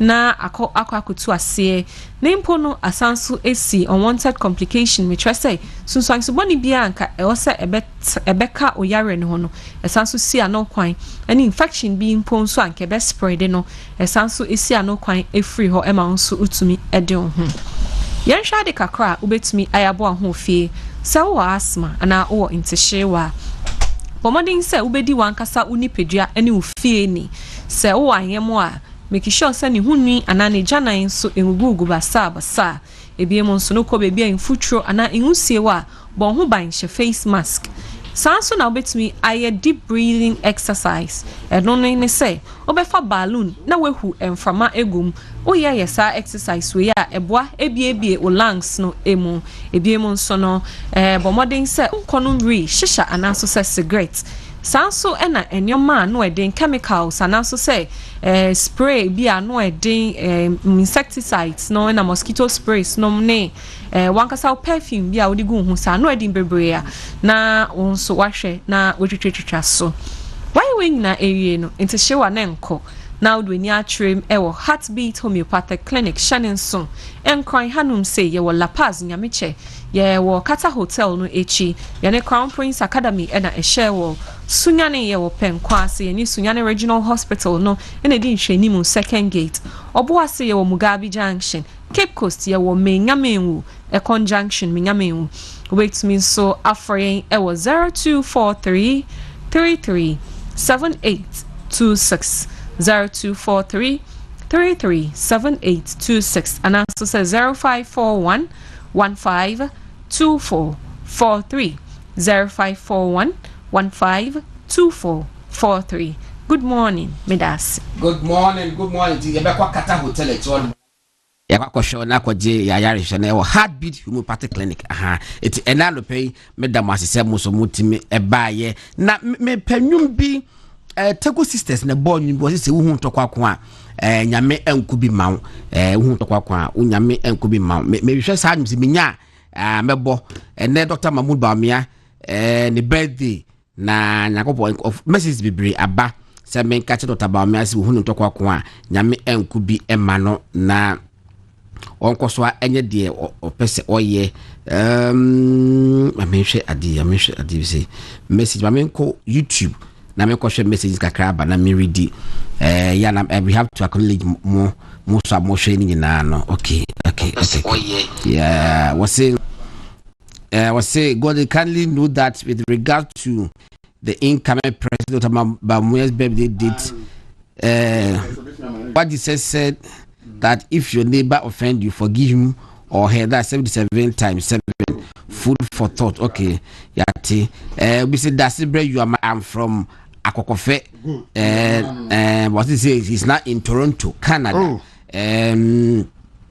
Was say may the good Lord surround you with favor, more grace and good health. May all your dreams come through in Jesus' name. Happy glorious birthday to the blessed Dr. Mahmoud Bawumia. Obviously, you'll be glorified by God come 7 December 2024. The Hebrews 10 is Hebrews 6:10, and then Vida Butch was the God of possibilities will make you president. In December 9th, inshallah, enemies are not God. They will gather together and come like a bee, but the good Lord will expose them all. October bonds, yes, we rock. Glorious birthday to the ordained president of Ghana, Dr. Mahmoud Bawumia. You are blessed and highly favored. Glorious happy birthday to His Excellency Alhaji Dr. Mahmoud Bawumia, incoming tier robber president. Mary Makelina say was happy birthday, Dr. Bawumia. God richly bless you and protect you as our next president. Phil Lai was a settled destiny. Dr. Bawumia, nothing can stop the dream to become the next president of Ghana. Happy birthday, say George Cassie. Happy birthday to the visionary wise president. I wish you incoming. I wish you uncommon health, prosperity, like can be brave. That's the you need Jack Krabi. Yeah, now just say the Engineer Jonas Ajiman. PLS Engineer Jonas Ajiman. PLS. Now we shall need it. And now some good. Okay, I find it. Okay. Now, ni shall need it. Articulate no, Obi can say young Kai Exodus 14:14. I say Radibe Kwamamo. Namudi Munyukum. Okay. And no. Okay, Mati. Before say Exodus, but in Jembo Kakra. Okay, and now you and a circus ma Florissant boutique for or of our Uche Nano Paye. Say, Ope. Maybe I told Tadia Bronya Bay. Now I told Dofu Bia for Nichemo of Florissant boutique. Wamonta ye papa say we man kwada nyina de e wo hono UPS e kwan no so ukọ AR atoma Esidem Hospital na edin hwe ni mu afi omo side doors nso aba doors no nso no omo ede ehwe ama bibia aye kama sa doors ya American wudi tintim upuna no pa ufie e kwan no a wa wie ba bia ye wo quality bulletproof metal doors, internal doors, bathroom doors, German standard metal doors. After classic, luxury, and a royal doors in also. Doors no so Madina Asare-Bediako third gate. And a Oyarfa KB Junction so be our home frere 0543 821095 0543 821095. Nano more entry and come more African legend. We home to how sense of force in control.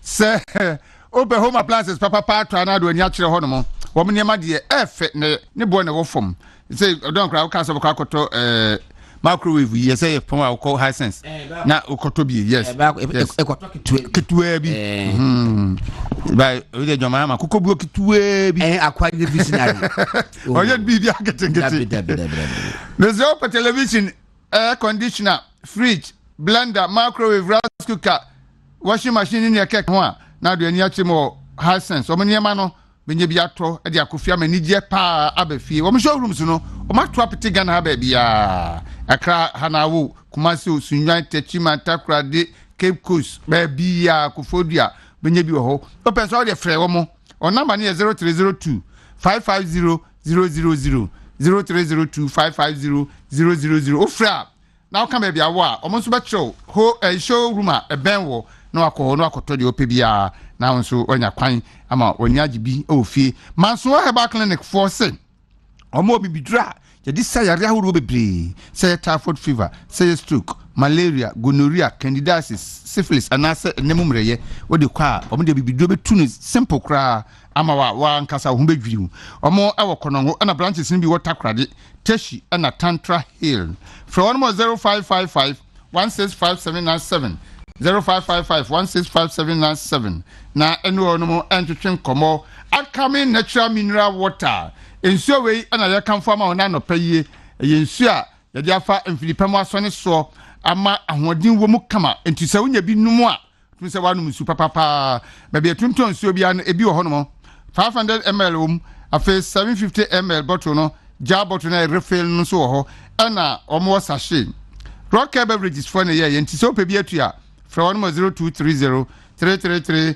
000 0230 333 000 obenya wodie Tabia Herbal Center for omo ena de Tabia Herbal mixture aba etu malaria fever ane body pains aya hututuo ase onum tuna wontimi ni die no unya Tabia Herbal mixture why free bedi di ate aduane de na ankasa eno da nchen so a efewura mo so de ka ho mehema na mo fie no de Tabia takum aba de turmeric honey flaxseed ginseng ginger ane ne ma bi na afrafranti ahodi wo mankasa ye tafre unya tafre bia otum se enema nyina ebigina yi ba bia tonton no bia Tabia Herbal mixture na se Tabia takum ni bia to a okwa obenye bi 0243 686861 0243 686861 na jodie amemfa wo ba no enko school mawo se de be ya daachi ebesi yie ama no akoda no se otofa pempa ahyase ya na fe watumi asi edan na sisu ama daachi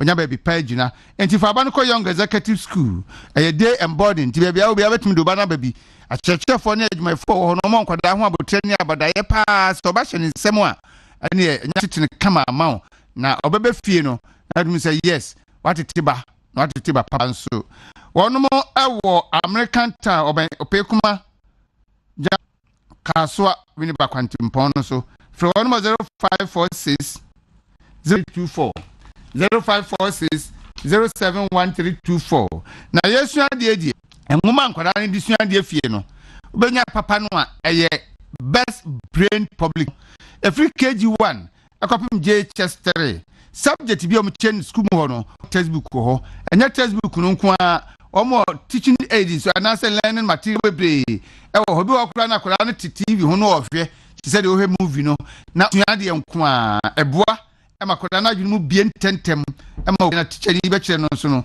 otumi grab no ntempa abon sesese a wura ni mu na ode ye adwuma ebisanfo ho ma cha kwa kumase pankro no ono abed kwa no so La Posada Hotel echi ho no mo pe na owo 0507 200 0507 200 and 0504 200 300 0504 200 300 na mamemfa won ko Heritage Christian University College na the opesa wo koye no masters apesa ko bo se de na apesa ko yo omde omse omo abie puna to ha mam sa Heritage Christian University College e kan wasemi omo ne KNUSC e affiliated eni two crom certificate ya sunsun wo mu pa nyagro amasaman Olympic Stadium na chi ho ma na wo so opesa ye MSc Accounting and Taxation MSc Accounting and Finance and MSc Human Resource Management ya a weekend session 12 months pepe wa wie na wona wo sene no Mr. Ofre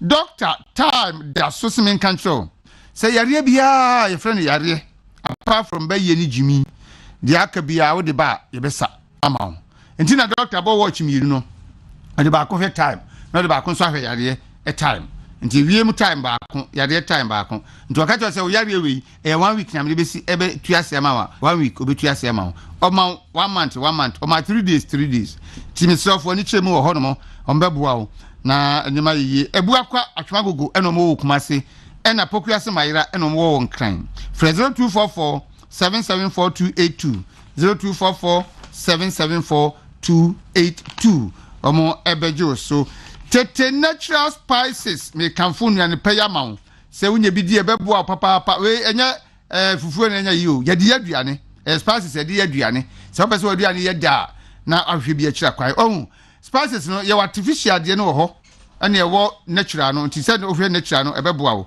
be be tonton spices bi akwa so petete natural spices no bi wo pe bi atudi anu afre 0245 580957 0245 580957 Active Point Dental Clinic se wo mo yesin ho adwuma nko problem bi abenya no so bi ade ba on be solve on temkra am wa ye free ya biara ja o mo ye adwuma free no pa no wo kopma nwumire no nsia holidays nyina wo ye adwuma o hwe macha kwa wakra ha o mo jowulu Presby Junction kaso o mo Crispo Junction oboase o mo Namas Junction Kumase o mo Denyame sunwan OA abrosa no mu na safi dwunase o mo share filling station ho 0554 571779 0554 571779 afei o pese otu kwan kwa broche dia na etie niye Imax Global Link Limited fa ha no koda wo mo de okoye bia na o de captain say me ko UK me ko US me ko hanwa o kan ano okoye da us me ko yewe eno ano wawie betina fie anche o be frase bibia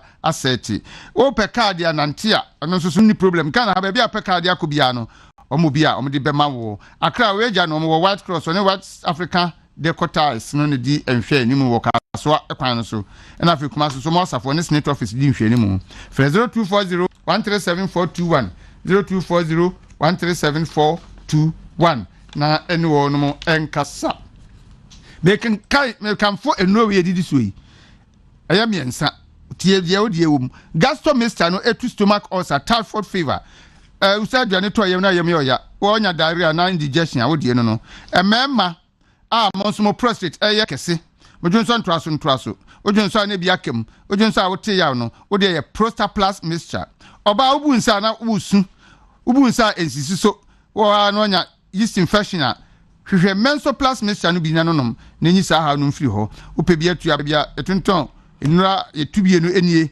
Repash Ventures or Kanshi Daglin Nanabo Acheheba or Temakomtiwa Market Equus Pharmacy wa Shaman Main Station ho and a House of Drugs and Solar Pass. 0248 77 88 99 0248 77 88 99 Mark 2 cool water 1 year omo pensua anom na omo hunu sia num suo pano omo ko hwenu so acha pai food and gas authority for them stamp team so pan na tese yin supa woni etu so kwa na manfo to papa bia te kem obisa Mark 2 ubenya bia to bia tunton so bia na mo mo pe bia tu no de mo fa mo ni nchemu wo amasaman sapeman ho no me na mo fra 0554 633 585 0554 633 585 kono me da se bre eje dwamena mizade pacho emotia konfo hey ewiase ho ewiase na isi yakopon wo bre a emu obi anka eti wo de yankogye moringa for no message here mizade pacho try to just about 2 minutes pe na be back to the studio why Tiani bin so Raba Mindia ahenkan ya CEO for Green Light Pharmacy. Mami se wudru ne ho na so be 2 Exodus moringa capsules ene Exodus dandelion capsules obetimi atu ni nyina de ama na ho ato. Ye de obi bia se sa abre bia so ye tena se na se ye kan se ya won so wutimi hwem na wo fa na dance ye ne ebu ye kon. Sa abre ya me no wo ka se dance ye free US ya ba no. Papa bi di Exodus moringa capsules Exodus dandelion capsules one dance here. Na ose onu medro ni we de bia me catch ose edro beje wo a atrema enya afi na yasigi se onu makoto abe 8 ansa no why okay na ninum nimu na ya metabusa question bi se edro no wonum a wadro ni ya na free hin na wonum wi ansunsuanso obe na wunya na before sa obenom so ya wo hwe content no de en wum de en ya tworo Elgien ne dien ye keka bom di yes edru no enti nsunsuanso ben na se edru ba benya ewo so ni nyina ye fact enu nti na ye abrebia mekanfo Exodus moringa capsules de maun Exodus dandelion capsules de maun dandelion ene moringa wa wonim se ya asem dada nanso su djuma edru yi di no anu odin enu nti de bia me ne wo kasa no metro challenge ama say we anya kasa tenten ye se kasa tenten o we ntoponko entopon kwedi wo fun yi bi na ne nka wayi na wabo moringa ede na ye broni hwehwemu a waye no obetimi ama obro oha eni echiri dandelion de na ye obema wa bro oha kora ne echiri bebre na mi bisa osa wo ha won sen adanse e bae papa yi say diabetes ene BP blood pressure no baby ana ne de ne nam no enam soma ne mema yom poko fom Papa ne kasa no utie ne nkasa yemu a utimi hunu se onim ne awoka wose boso me pepepepe no wahu sa ahode aba na ba ne sa no wanya duro nansi wose se de nyame adom me ho atome enti no me de bi wose watoa so a me ne wo kasa wa no mprensa papa no di adanse na em se be me bia ni gie ejina ne me mayo Meka o me mayo ana ese ne sen se bema wajapa bi etimi so original so po yitimi emema ni tiri so eno ene bema na papa na dance die mu etwa to wɔse ene te sei no waye brema medofo aphrodisiac ewodwa so ni painkillers ewodwa so bebre uti ya ye be ma o painkiller ebeko mintimi nyina so ye na esi be wasam timi gina esi kon so be 8 hours ye be ma wadro be gina ne so na 8 hours ni twam a unya bibia enu nti na mekan for Exodus moringa capsules ne Exodus dandelion capsules ediama san say moringa ne dandelion na nka say boa ma muje di afusani the moment a muje di afusani automatically ubema ne be adwuma set diabetes ni nti ewo me pa chaw Exodus moringa capsules Exodus dandelion capsules ehun komo na mini wudie pharmacy shop ne herbal shop bia obenya bi ewom Exodus moringa capsules Exodus dandelion capsules impanyinfo ene mabunu wonum nyina edi edro hu adanse baby a obefa bia obia say moringa capsules ne dandelion capsules no ageno na adanse etoso mienu da no na meka kidney asem ene ya obi nso de atoso wo say na owo eye ne saabuo mu haw ne kidneys no de bia ne ya ka ne say ya etese ne ya edi agoro wo say kidney stones eya ade na ha no we aye second person a obeka sa asem no first no na ye ka kakra bi ne ye jade aka we wode atoso amena ye mpre no si kidney stones amane ne hawa na wo fam no enne nyame adawro ma Exodus moringa capsules Exodus dandelion capsules no wonya bie no ekọ ne ho ato no chese na ho odin na sa ba back ama wa ye okay enu ntimi gina so obusa sa wo ha on sen wo de ye dien me pa cho diabetes se wunya Exodus moringa capsules ne dandelion capsules ya de ketua bi emfa ho ne diabetes no type wa wo de no no pedupai na yo na ho nto wonso our blood pressure na low watch na high de bia me kunipa frede emfa ho nso ni age o emfa ho o se menyini na pressure nya no kure we nyina bekekan ho bra ye nyini to le bi adwendwen so etimi beka ho eba ne saa me pa cha ofa bra yen results na wo hwehwe Exodus moringa capsules ne dandelion capsules anu bi na wasa wo hwehwe me pa cha obomodin na fra yen Freya Humei so se na Kumase Krampo ani Ashanti region de wo ba bi etimi de brew enti fra Humei abra wo Ashanti region anase wo Kumase 0537 45 66 65 0537 45 66 65 me pacha wa wunni eye Ashanti region anase Kumase no eni doctor enkasa ewa Humei so ka wo ha nyina fa kire doctor na doctor emwa wo emfa Exodus moringa capsules ne Exodus dandelion capsules yi ehu doctor number enie abra wa Accra Central region Oti region Savannah Greater Accra Mumfra Humei 0544 447033 0544 447033 na bibia entimi enya kama emfama me pacho uliva no brebo ne so yema ho ban na ho bambo no memma wadura e toxic enu no dodo a ye chiroma ya ye guso a ye to ne sese bia aduane a ye die no se wo hwe side effect na wa nkasa obekasa mekan enkom ye mfa aduro we ye tete atempon aduro we wo bible kura no wo hwe Exodus ya wo behunu ne ho moringa dandelion a natural remedy pebi na wo ho ento wo brabo no wo bo ho ban a aduro American fo ama wo ene eye Exodus moringa capsules Exodus dandelion capsules brabo na dwoma eye na eso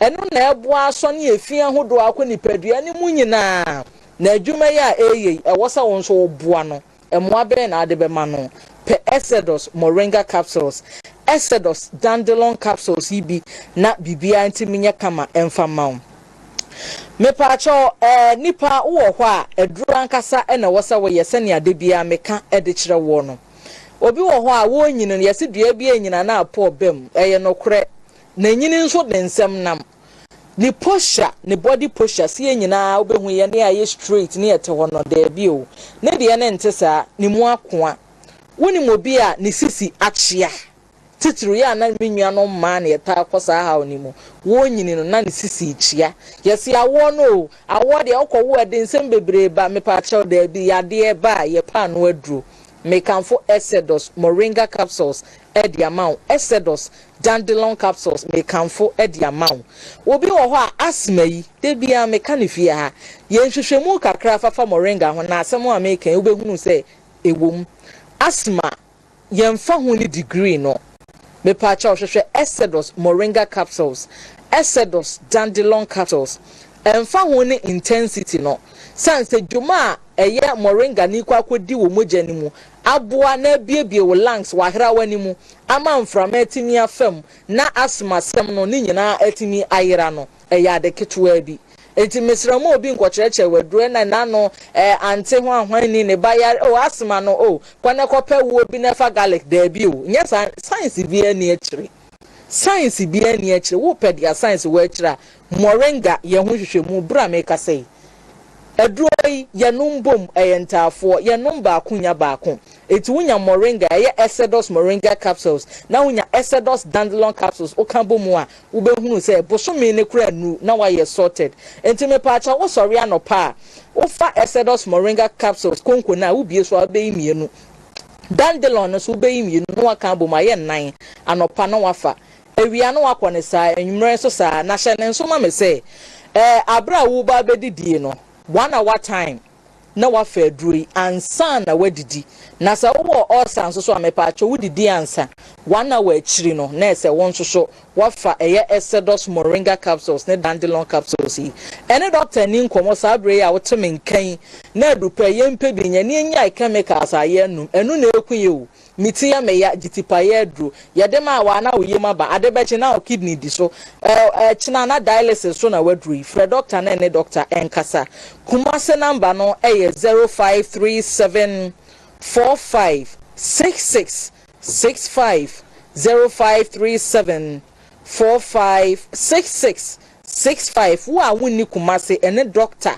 enkasa wa ahomai eso 0544 447033 0544 447033 wo kumasi amepacha obopini apidank naji edro ibi Kwalenak Danny Farmer Misty Herbal Tinatet Herbal Shop a wo sofo line ubenya bi wo ho Ensroma Herbal one Asempa Pharmacy ne di animhwe Tafunhia yeso Friends Pharmacy one UCC ne di animhwe Mampo Suta Sewa Herbal waginive Top Amazing Herbal so ebi wo ho no mudru ho no ma wotafo Methodist ase ho na obenya ne bebre Skin Pharmacy we dwoso wo she Deco Paradise dine mu one edwoso dwom no enso ene di animhwe Green Leaf e wotafo 4 miles opposite High Sense Green Leaf ro na so wo kronum nuemu ho bandes nchen wa life co herbal so we bu akwa o 6 plaza ho na life co krona so tano so wo ben multi credit no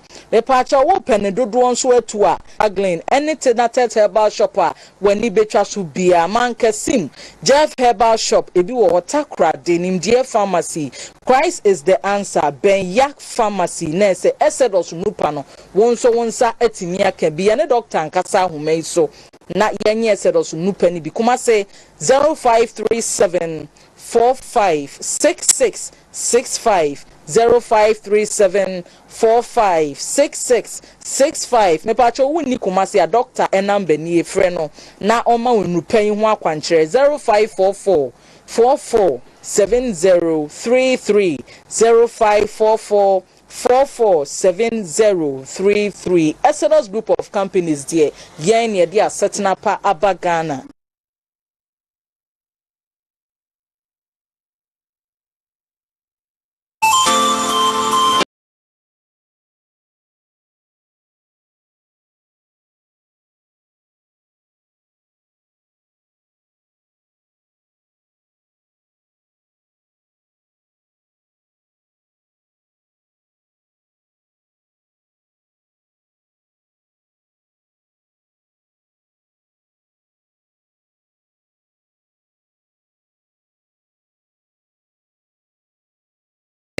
Alaji Dr. Mahmoud Baumia Ghana for pewasem Nyakopon ehirawo we shall beyond nipa bia ho odin bia wo bia enipa bia wo kose wo kuta ho odin bi na source no enye Nyankopɔn no na je se wono no ni tumi o se wo no eye kiti tuwe bi eye kitwe bi enti enche bia no ye be sori baka che se no mo ye citizens app mo be launching ene enti movement tv be picking live enti ye tie se riri enkomo na se ese ba this breaking ye copy at the live wa ye be breaking ye copy in the live honorable Clement Wilkinson e wa say no mo we MC Ga West na Kwakukwashi big girls won so e wa say no mo mranti nyina hin Kwakukwashi wo ye pharmacist we pharmacist papa beyond that no so when you former when you train qualified certified professional pharmacist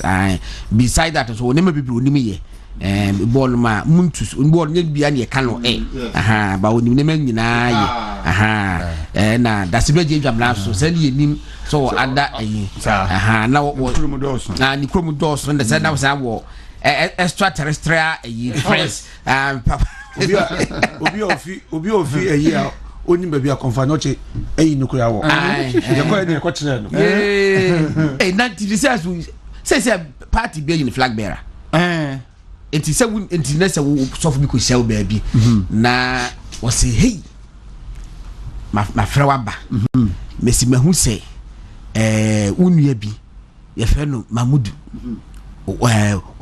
obetime di president enkom say abra woni mu say yi no no dey asemka ya dey asemka obi ko yin number wi no obi ko yin number wi ansa no bi ka say bi ka so be yin number mame kwa homa dada mu mame kwa homa sa me nkudi ko kakra ba chama good morning opani mbacho na won te say Yesu adumboko na mo chama polamani Dupont wona woda no na ene wo titles ne bebre ye say Ghana Japan de be je say wona sa da no mo fa ne me bia ba nyame adu ma kina anopa TVET fo mo mo ka bom de bibi aba ye say fe no auto de be bacho de yin ekoso minu amedase ni edi kan metia mo tiefo nyina na Matia Monso named Mapa Moye. Now, I know Mnetia 7 months ago, and I Japan through Japan Ghana Economic and Cultural Exchange. I'm here vice president. And in Japan private sector no din komo. I say auto mechanic you say fitting. Open crofo be here to Japan. Here human resource. Any company be a private company or on in common. And yes, back Ghana, normal be training Ghana for a war, Sag Medino. Now, to me, I am well prepared to work in Japan. It's any money Ghana TV service because I'm there. I want mandate in its own to me. I training or Ghana, and I knew more a discuss here. How much me establish a MOU. How move it to me, the I or China ye launches our program no. Now yeah, then they say 30 way no. Japan private companies be bring so are you interested on person joining with different disciplines and I say trademark. Eti anu so any omudi hu komo on be showcase ni nyina oja your friend is saying program na. Eti ochna ETC yes. Eti program no you say fair no auto connect Japan Ghana na GTV for na omo decide ni Benjamin Arumacha. How many qualify some base training bi? Your friends will be our small scale apprenticeship. Was here Sanujuma or mechanic shop. And here Omoka obi so our training and I say wako TVET wire first program no or also can and after so be our university where we are or also little bit knowledge or no mechanic no also bet me I join it. It's open for all and need any specific once our knowledge on auto mechanic no you are qualified say obebania access or not obeyibia na ya rule on that's all. And this is a nice fitting a juma and a model called higher levels height. It was in Japan Ghana Auto Connect Skills Beyond Borders, Tuesday 8th October 2024, Accra Technical Training Center, ATTC, 9 a.m. Yami Aduma Echina Anopa and na Ebaso. Eti obi beye sa training ni bia. Uno what the betra Ghana and wire cars and I say the kwabru ne ko Japan wa kusua na wa ba beye wo bibi ni shop and I say cheche mi ho ne ndi so kakra. Obi a oye training ni bibia no akwanya wo ho say oye language language Japanese language 4 level oye ka ho a ubetimi akọ Japan the mandate ni say ubetimi aye adwuma wo Japan enti na omo say still gaba ewo ma say omo de mouth entity and utimi call a wetimi akoye third man enti open for people to go there in Japan so mba akoye adwuma third man dia yidi aban shase anase ye private yi se mono si wona yi see the power company limited nti aban sa shase ana anase private yi a private sector with abanjuma kuo kasia ye TVET Ghana TVET service mona ye insano juma ye ni omna partner ye decide juma because I'm no more the mandate to do those trainings all right and Dr. Paul Ameni and then pay that CEO Dupont Company Limited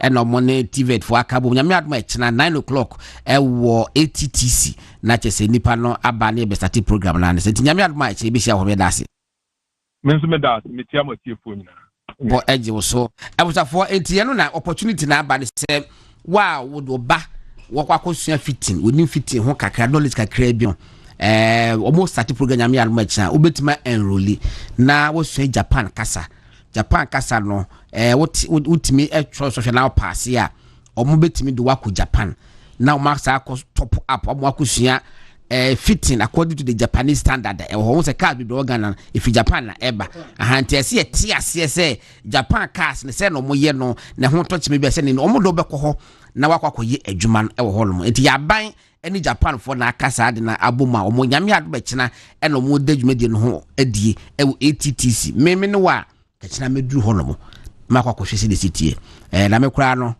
se bepe 2 months fitting class bia kwa makwa ko pe Japan akwa share kakra at least me ka break down me am all right abuza for 8 ya da so me edi ko ye twa ho abesisi it will be 5 minutes ye buy the kopona aka no atose fam god na Asare-Bediako haye movement in the morning live on Ultimate Radio 95.9 also live on Movement Television ye kwa ba mo twen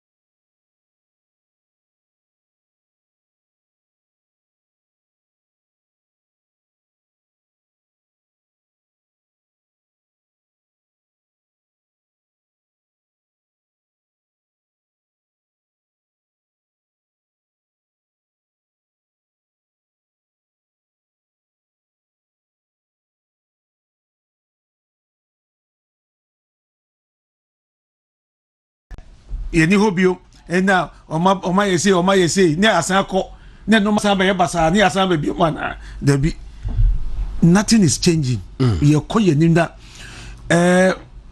Godon me da me kan say on say 2020 yeto aba yes yeto aba no bia ni figures onya municipalities any constituencies ni na ni figures onya enne uye MC uye DC uye mayor uye MP uye candidate figure ni enya no 2020 no obi amomodi aso odi bi ka ho keke yeah odi abomodi because say unya 51% make sure so benya 52% abano ye be winning is so easy na my transim fire ameyensa en share dem fam nka so ye wini awie no so no adwuma ne de so anya adwuma entimi nya adwuma iwuntimi wini ma ne nya yie enti ye nya adwuma na adwuma ne ye ntina I had to say mkofo ni ables na nkofo na nkase so mko anka campaign kura nsesa nkomo ye na nkomo chance din but baby ye wono obi na odi agro na wo hwe nkofo mo tie ye me de me shi obi bia bo say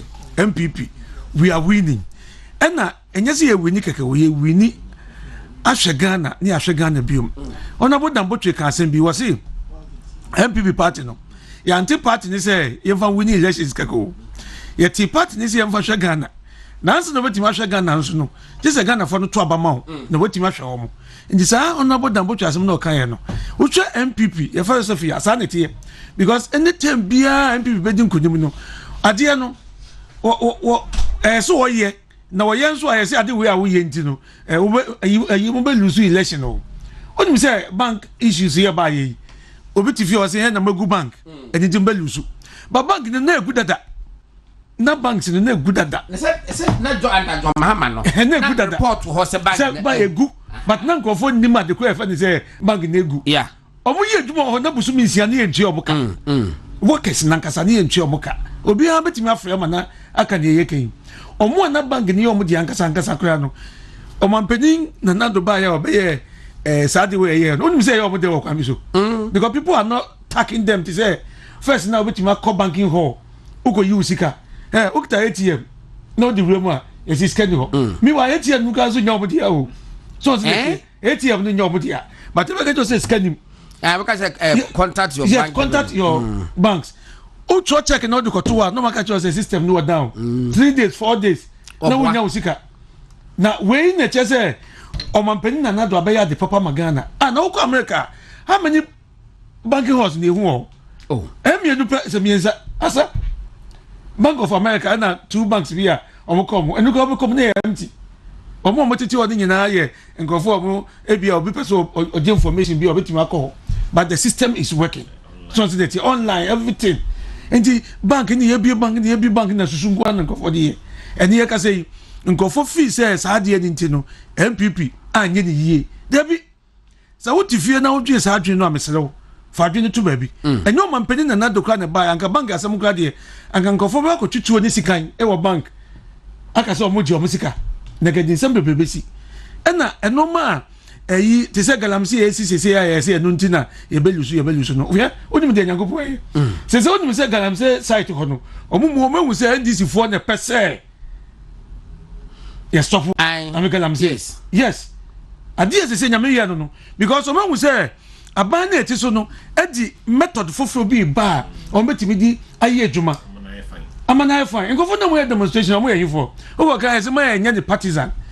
last year no mo wo ye nyina ye ntiase na match no mo wo okay ye nyina ye ntiase hwe galamse areas no hwe se ne MPs elusu ye so we DC MP a olusu ye o ye MPP MP a olusu ye ni nyina ni se samia ye wo mu so bia koka o ye candidate e wo baby no ka se o stop o mo nya galamse ni bi mo a on beto abeti yawo ya de da ho eno so nche se ye mo kwan se o muntu galamse no ntu na Dr. Mahmoud Bawumia adi insise papa egu ho eno bo ya se da ho sa community mining no ye kama 150 meter from the river bodies 150 meters about 300 feet anamebwa what yes from the water bodies I am for the job who gym na obi a men so no biom a sa no ma no si biom eti abato ne de ye beto but you saw when now 61 days. House to house campaign. Yeah. Room to room, kitchen to kitchen, door to door, shop to shop. But yes. Room ho. No akasa papa no ho. No asa wachi. Adibi koso bathroom to bathroom. Okay. The body why is slippery, Monsieur. Why is slippery. Na Adibi koso enipa bebre send the bacho enya no kra na sati be die tu. Etiasi. Official statement about Bonte from Jubilee House na nasa di be to secretary to the president ne ho edodo no wo je ayarhwe e wo US enti otiasi enipa bi nipa bonifo bi yeah ne ho amfa no I so wako UN General Assembly si wo ha ne man so ko okay ofia kwa one president and the UN General Assembly as the secretary that he wasn't flown to US for medical treatment or ho na attack by and now omodene ko hospital said the war so ko be abruchere say wo yare a be ko hospital sabe pepe and ye na we yes enkophobia kwa ye bi attributing to Joy News. Yeah, almost join this na kase na nasa de be to afrim and if I joy for now so that better about this sa artwork no enyo mo na ye aha enye de kro minima de krunti a enkofo adwebone aba obitim sa na say be producer said na nasa de be to afrim a ni fi aka asase se be so awo de beto awo de so ana abepeche *256*4# e do na no na in 2 minutes time *256*4# and what you saw option 2 movement TV stroke won't to me radio na kwatre no number of tickets out pe bia me se wo bofo a unye twanko ade a obedi aben peche *256*4# that's every see Mr. Sante me dey be send last minute right the yes ye omyanyim fro na ye ntwaso onabo Yaya Kasim Ata incoming MP for Amasaman. To Mr. Santi, Mr. Oboy, and I and from Media Sando last year. Yes. Yaya Kasim Ata as MP for Amasaman constituency. And there, I Bevin, 7 Dr. Bomian and a few boom. Now, above sir, and I know Nina Mushibum. Above us, no ko na Dr. Bomianso eko no mina eko yedo ase nyamisha honorable nyamisha papa afa Mr. Santi me honorable kai bi esando ni picture fufuro bi esando fanama na ye pese ye di ho nkomo kakra obi na de sande me honorable Clement Wilkins picture bi na me pese that's what about that be me pese me kansem kire wo me element of surprise be and that's picture way me pese o chire mu me pese o na bo chire mu obi na de Sunday me na me say on chire mu every he onabo enye konfa no che ho me enye akuga jabi akuga we na moti anu na de na siwa chino ya na enye moti anu o se homo wonu bia na o se na edu Christmas and I say yeah your other station YouTube for me to say 1 week program no mo be say local ndi nipa no hu ya no officer me confirm na me asafache mo say na we are confirm na we are asafache na TV program okay TV program I see but we are no person come enti anu but equalizer mo so moti anu bia amoti anu di na chi no but mo so moti anu bia ya ka tema ba na ope company ni ye do asu Sante okay afi say draw draw na atoma na say ba cho say draw na atoma because obisika se gotuma na anu try to say we are chama wuntumi I responded to allegations almost say bra sofo usubempa ne agrada enya asem no ye mbebre ka se the police for ne sofo usubempa edi asem no ye gidi se na anu odin chen se this community ne kasa se to say so tibika se oda yi prison oda hospital be kwa no omo e de akofa bone se na se especially the rule e kan sa asem ya na asem yi bebe ye osofo usubempa ese we ne ka ese na chema wuntumi be asem no mu chema wuntumi so yina no we na no enti no ye bebo chama wuntumi so kakra bebe 5 minutes bi ni ye fa ko fuska ma o mo wi ne asako bossa voice no zade patro twatum na ye hwe se hwan di yo na no baba wo keep kus o di 3000 kusu di 3000 enti twatum why wi a maka se kwa pick citizens app no e be pick in live e was in amobia ahwebi enti mesate faye ko unyan entwa ntumu de se me do be ko akobo se ma wontu voice no ma menhwe se eba mehwe ti ba me ekobo se ma wontu voice no obi a we campaign on why first papa tell say we need and I say we need me three we no over there atana me mention no oh yeah chairman lawyer oh I think so a little bit response can be some controversy be about who the who be pantem and some dey also be afa ho me say o clarify those things my yo lawyer dey card ma mention na mentia wuntumi atie for ene Fred mo ne obi a wo no mo ye adwuma bia me chia mo nyina na e wa sante mai mo so de me enchia yewura otumfo se tutu abebi asante kotoko hira krobia na nkwaso lawyer de tie se enua de bia you enti aye sofo owusu bempa oye minia anye we a sie no nti ana makase onye minia emum enta fokra no obia wo na adwen na se obia wo nepe enti ono no perception and the perspective I can't control, but I am a media and I can control. Now, and then I'm on social media, say or cafe, or no kwame casano or cafe. Yeah, chain or maybe no, yeah, MPP for, and a Maya chain no, then I grab that and a Maya chain no. Na hona me best friend say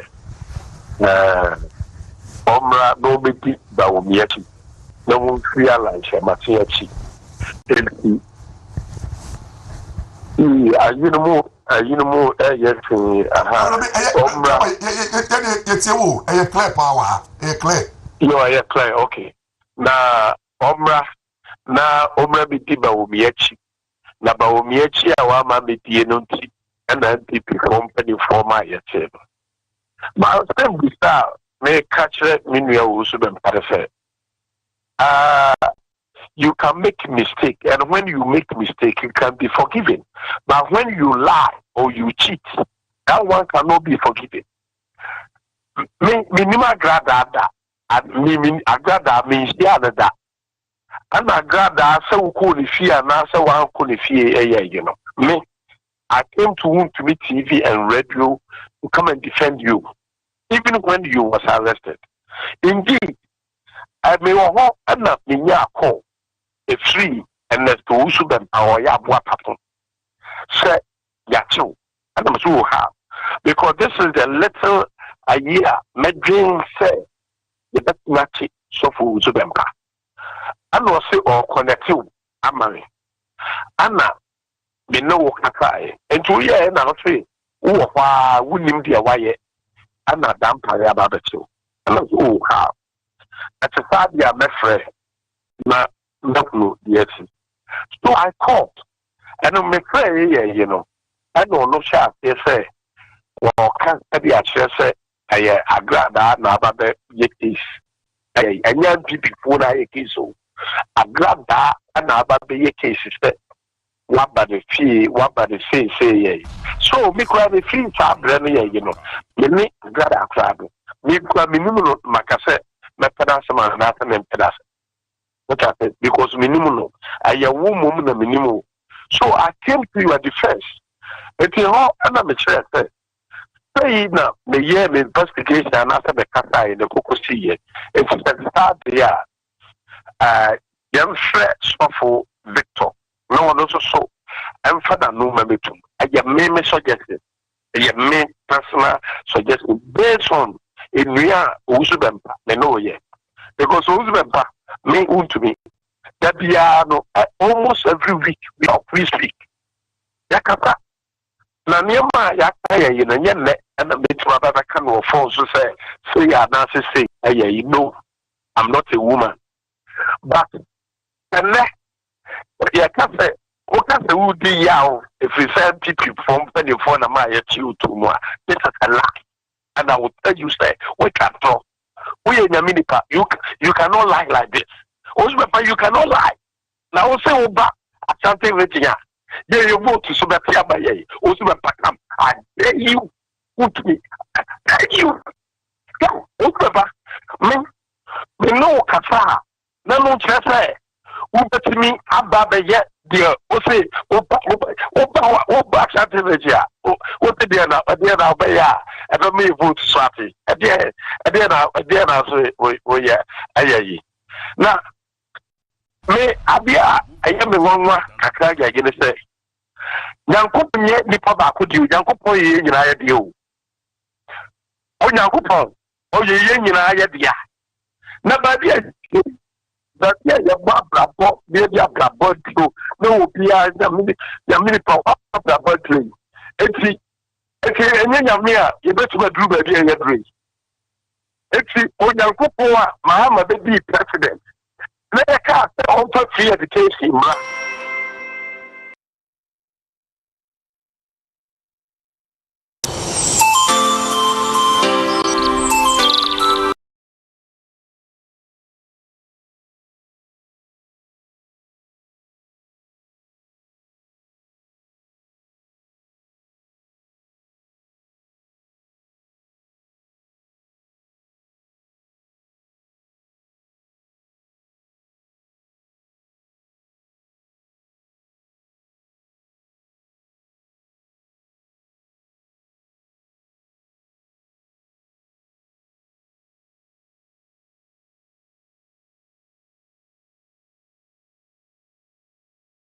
Of all the hands that have collaborated to make today a success. I say good morning to you, the Vice President of our Republic, a true leader of digital transformation in Africa, Your Excellency Dr. Mahamadou Bawumia. I have a resourceful Minister for Finance, the Honorable Dr. Mohamed Amin Adam MP, the Judicial Secretary, Her Ladyship Justice Sira Pamela Cynthia Koranting, representing the Chief Justice, our Deputy Minister for Communications and Digitalization, the Honorable Charles Achampong MP, the Deputy Minister for Information, the Honorable Sylvester Tete MP, the Deputy Minister for Education, the Reverend John Intim-Fojo MP, the Chairman of the GRA Board, the Honorable Joe Gate MP, the Commissioner General of the GRA, Madame Julie Esiam, the Director of NITA, Mr. Richard Otre Fosu, the Comptroller General of the Ghana Immigration Service, Mr. Kwame Esuatechi, the Chief of Naval Staff, the Rear Admiral Issa Adam Yakubu, our Chief Fire Officer, Mr. Julius Kuno, the Director General of the Ghana Prison Service, Mr. Isaac Edri, the Director General of the Narcotics Commission, Dr. Kenneth Edua Manfo, the Chairman of the Public Services Commission, Professor Victor Kwame Ajiman, the Director General of the NLA, Mr. Samia Uku, the Director General of the Securities and Exchange Commission, the Reverend Daniel Obami Tete, our development partners, commissioners, directors, and officials of the GRA, NITA, and other state agencies here represented, captains of industry, members of the press, ladies and gentlemen. It is with much delight I welcome you all joining us here in person at the Kempinski Gold Coast City and on GTV, the station of the nation, and on our platforms on Facebook, the Ministry of Information, and the Ghana Revenue Authority, to the launch of the Citizen App, a proud initiative of the government of Ghana inspired by the Vice President of our Republic with the aim of creating a personalized Ghana for all Ghanaians and her residents by unifying all digitized public services into one single user-friendly applications for all citizens. In short, welcome to the future of governance, where government meets digital efficiency. This is where we know the citizens and spectators. Today's program is not just a mere event, it's an experience of what's possible when there's collaboration on all fronts to achieve the prosperity we desire. In welcoming us warmly, we're joined by the Deputy Minister for Information. Would you please make welcome the Honorable Sylvester Tete, MP.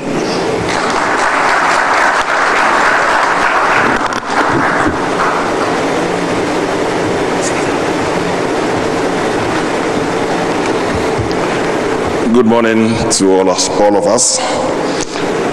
Your Excellency, the Vice President of the Republic of Ghana, His Excellency Dr. Alhaji Mahmoud Bawumia, I cannot proceed without saying a happy birthday to you,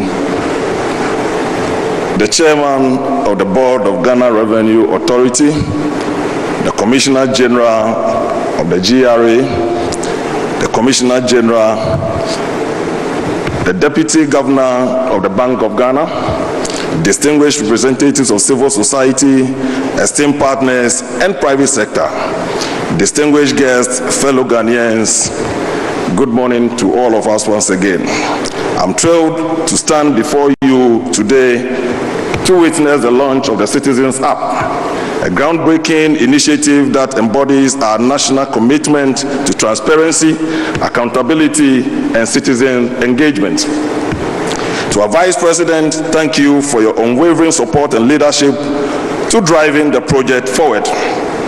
Your presence here today underscores the importance of this initiative and the value we place on citizen-centered governance. To the team behind this Citizens App, congratulations to you on your tireless efforts to bring this vision to life. Your dedication to creating a platform that empowers citizens to participate in the democratic process is truly commendable. As we launch this app, we mark a significant milestone in our journey towards a more inclusive, responsive, accountable government. The Citizens App represents a powerful tool for citizens to access information, provide feedback, and engage with their leaders. Today, we reaffirm our commitment to the principles of open government, transparency, and citizen participation. We recognize that the true strength of our democracy lies in the active engagement of our citizens. This app is a testament to our commitment to true governance. As we move forward, let us continue to harness the power of technology to bridge the gap between citizens and government. Let us foster a culture of openness, accountability, and collaboration. I thank you, and let us proceed with the launch of the Citizens App. May this initiative inspire a new era of citizen-centered governance and propel the nation towards a greater height. Thank you very much, and you are welcome. We're grateful to you, the Honorable Sylvester Tete, MP, for that warm and gracious welcome. You harp on three important themes that are the values of our next speaker: transparency, accountability, and citizens' engagement. Ladies and gentlemen, an embodiment of these three is our Minister for Finance. Make welcome the Honorable Dr. Mohammed Amin Adam, MP.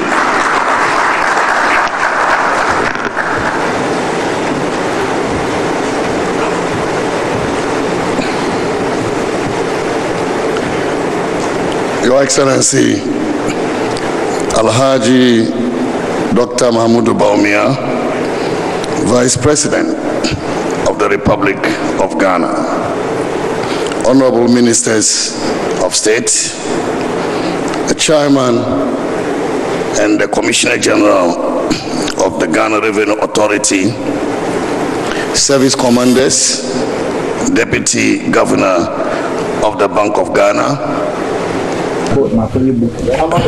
Testing mic 1 2. Hello. Testing mic. Yeah. Stand. Hello there. Ladies and gentlemen, it is a privilege to stand before you today as we launch a groundbreaking platform that symbolizes the future of governance and economic transformation in our country. This is a pivotal moment in Ghana's journey towards digital empowerment. In the past decade, we've witnessed tremendous changes in how technology is shaping the world. governments, businesses, and even individuals are increasingly realizing the immense potential of digital tools and systems to drive progress, enhance efficiency, and improve the quality of life.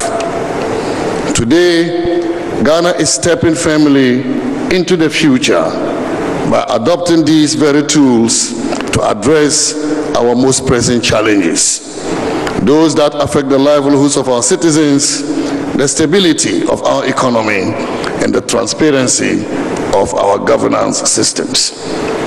The aptly named Citizen App is an enabler of the broader economic strategy that our government has been pursuing over the past 8 years. For too long, government services have been delivered through fragmented systems that have made accessing essential services more complicated than necessary. With the launch of the Citizen App, we are taking a massive leap forward by centralizing all public services into a single user-friendly platform. In essence, we are laying the foundation for a future where every citizen, regardless of location, has easy and immediate access to the services they need from the comfort of their mobile devices. Whether it is filing taxes, applying for a passport, renewing a driver's license, or paying utility bills, the Citizen App makes it all possible in one place. Indeed, this journey is about more than just technology.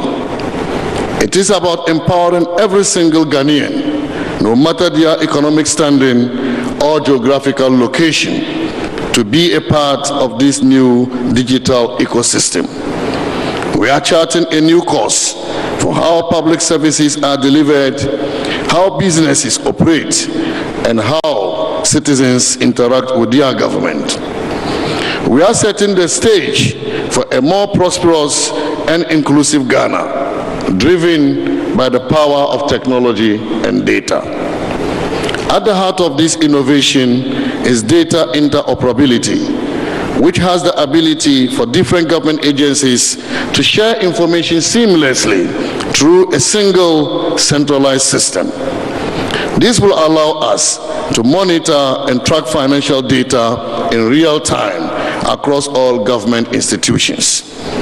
For the Ministry of Finance, this means a more dynamic and responsive system for managing revenue streams, a more precise approach to budgeting, and a more effective method of fiscal planning that aligns with the needs of the people. One of the key areas where the Citizen App will make an immediate and profound impact is in tax administration. As we know, tax compliance has historically been one of the challenges that we have faced as a nation. The processes have been cumbersome, requiring individuals and businesses to navigate multiple platforms and often visit GRA offices in person to fulfill their tax obligations. Now, with the Citizen App, the entire tax filing process has been simplified. Citizens can now file and pay their taxes from their mobile devices, anytime, anywhere. This unprecedented ease of access is expected to increase compliance and revenue collection. More importantly, this additional revenue will give the government more fiscal space to fund critical sectors such as health, education, infrastructure, and social protection, creating a more robust foundation for long-term growth.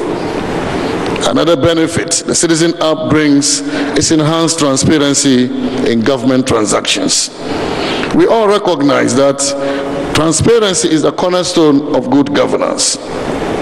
Citizens must have confidence that the money they pay in taxes, fees, and charges are being properly managed and used for the greater good of society. With the Citizen App, all government transactions will be fully traceable and accountable. This digital platform will allow us to track payments, services, and interactions in real time, greatly reducing the risk of financial mismanagement and corruption. This in turn will foster greater trust between the government and the people, which is a key ingredient in building a successful and thriving nation. The Citizen App is also aligned with our vision of ensuring that Ghana plays a leading role in the digital transformation of Africa. We are positioning ourselves as a forward-thinking nation, leveraging cutting-edge technology to improve governance, spur innovation, and promote economic growth. As we continue to modernize our public financial management systems, we are confident that this app will help us strengthen fiscal resilience and unlock new avenues for sustainable development. None of this, ladies and gentlemen, would have been possible without the collective effort of numerous stakeholders. And I would like to take a moment to express my heartfelt gratitude to all of you. First, to His Excellency, the Vice President of the Republic of Ghana, for your visionary leadership in spearheading the transformative digital agenda of our country. Your commitment to building a digital Ghana has been unwavering, and today's launch of the Citizen App is testament to that dedication. It is on this note, I do not only wish you well in your campaign across the country to succeed His Excellency, the President Nana Addo Dankwa Akufo-Addo, but I also wish the people of Ghana that the days are coming, the days are coming, the days are coming, and very soon the days will come when we will see a new era of a country that is leaping all frogs, that is developing, and that is running very, very fast to catch the rest of the world that have already moved faster before us. And this will be done under your leadership. Your Excellency, let me also use this opportunity to wish you a happy birthday. To the Ministry of Finance, the Ghana Revenue Authority, the Bank of Ghana, and all other government agencies who have contributed to this groundbreaking project, thank you for your hard work, for your collaboration, and your relentless pursuit of excellence. Your efforts have culminated in a product that will serve as a model for digital government services, not only in Ghana, but across the continent. To our private sector partners and technology experts, we could not have achieved this without your expertise and innovation. The Citizen App reflects the best that public-private partnership can offer, and we are grateful for your commitment to improving public service delivery in Ghana. Finally, ladies and gentlemen, to all the citizens of Ghana, this app has been built for you with your needs in mind. Your participation is therefore critical to its success, and we encourage you to fully embrace this new tool. You should explore the many features of this tool and provide feedback to help us continue improving on it. The Citizen App is designed to make your interactions with the government easier, faster, and more convenient, and we are confident it will do just that. Ladies and gentlemen, as we look ahead to the future, I am filled with optimism about the impact that the Citizen App will have on our nation. This platform will be a gateway to a more connected, inclusive, and prosperous Ghana. By simplifying access to government services, improving revenue collection, and promoting transparency, the Citizen App is poised to transform the way we govern and manage our nation's finances. I look forward to seeing the tangible benefit this app will bring to our people and our country. And I'm confident that this marks the beginning of a new era of digital governance in Ghana. Thank you very much, and may the Almighty God bless our homeland, Ghana. We're grateful to you, the Honorable Dr. Mohammed Amin Adam MP, Minister for Finance, for those illuminating thoughts. You clearly spell out how this would feed into digital and economic empowerment and the fiscal benefits to government. But I'm particularly touched by that prophetic closing, the day is coming. And so the day has finally come where we get to know the hands which have contributed to this initiative. We get to understand the real tangible benefits to our mother Ghana, and we're going to do this by viewing a video in 8 minutes. Please lend your attention to the screen for the reveal. The number of times I had to submit my personal information to any of the government agencies, let me say with the passport office, it was twice. Ghanaian passport, driver's license, birth certificates, another would be for my passport, another would be for registering for voters ID. So this was somewhere before COVID, say 2019, and a friend helped me get my e-voucher online. And when it was time for me to go, I left very early because I was told the queue gets very long, and so I had to get there very early. So I left UG campus very early. I got there around 6 a.m. and the queue. Can we do all these things without me being there? Yes. I don't want to walk in. I don't want to. Can we save time? Yeah, it took me the whole day, actually. These things are rather time consuming because you'd have to be in a long queue for it to get to your turn, and then you realize you don't have one particular information they need for a particular document you also need. So sometimes it's really hectic. It takes away time, and time is money. So if we should get everything in one place, I think it would be robust. We've outgrown these kind of things, so we should be able to sync everything we have so that I could walk to a government agency, and because you have my documents and you have my details online, you should process whatever I'm there to do. So if there's a system that can even make it easier, why not? Well, embrace it. Ghana is moving towards a future where all your interactions with public services are simple, fast, and hassle-free. Globally, all governments mature through 4 key stages. Stage 1 is analog government. This involves complex and manual paper processes that require both citizens and data to physically move from office to office to access any government service. Stage 2 is when the government becomes a transactional government. This stage is characterized by multiple service portals and websites that citizens can use to access and apply for government services. Stage 3 is the service-centered government. At this stage, access to all data required to apply for any government service is automatically shared across government offices, as all systems across these offices are able to communicate with each other online, and citizens don't have to fill long, complicated forms over and over again when applying for a government service. And finally, stage 4 is the intelligent government. This is the stage achieved by the most developed countries around the world. At this stage, the government is able to use data from multiple services to plan, analyze, and deliver services that directly support its citizens. Since 2017, Ghana has been aggressively moving away from the analog or paper-based delivery of government services to upgrade to stage 2 and become a transactional government. This has been achieved through the aggressive digitization of government services, the introduction of the Ghana card, mobile money interoperability, Ghana.gov, and the digitization of several public services has now established Ghana as a transactional government where several services can be applied, processed, and paid online.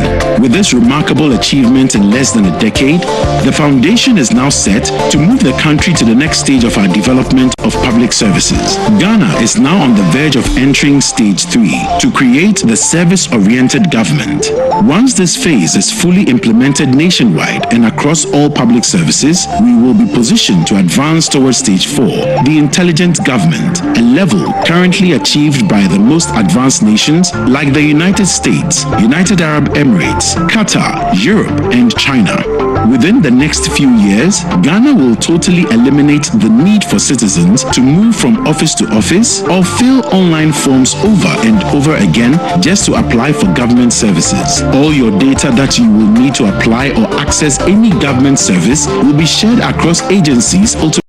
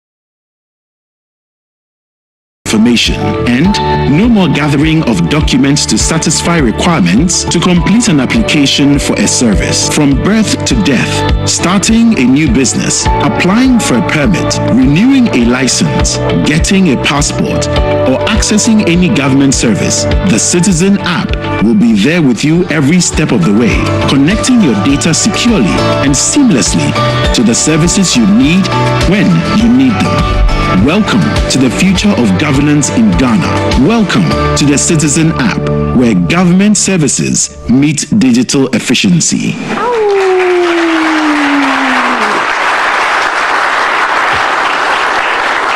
And here to take us in depth into what this app can do, would you please make welcome Mr. Opoku Efriye Asante of the GRA.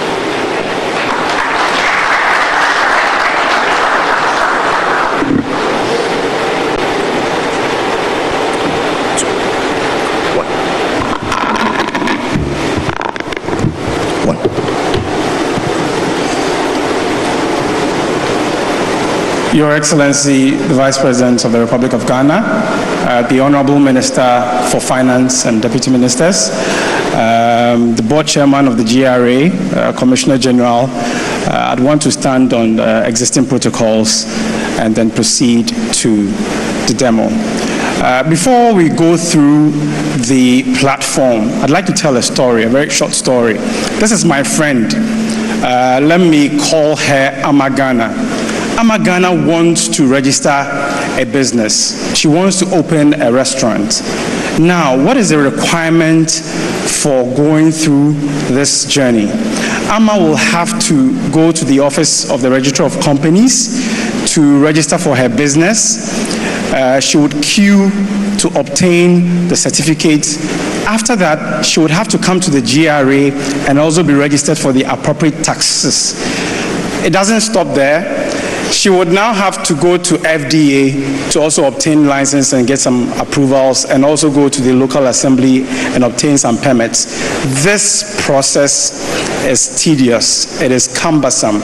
How do we progress? How do we change the narrative as a nation so that we can make the lives of local entrepreneurs here in Ghana easy? Other nations have done it. In Estonia, we have the X Road, where all services provided by governments can be easily accessed with an app. In other EU member states too, same thing. We have the Gaia in other EU member states where citizens can access government services with an app. In Ghana, what do we have? I'm proud to say that in Ghana, we now have the CADIS. The CADIS simply means that the Citizen App Data Interoperability System.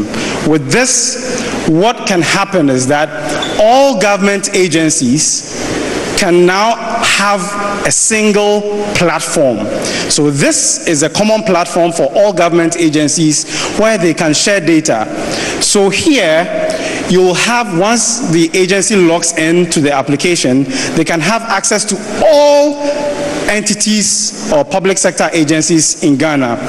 All they need to do, for example, to access the NIC is to click on NIC and then request access to the National Insurance Commission.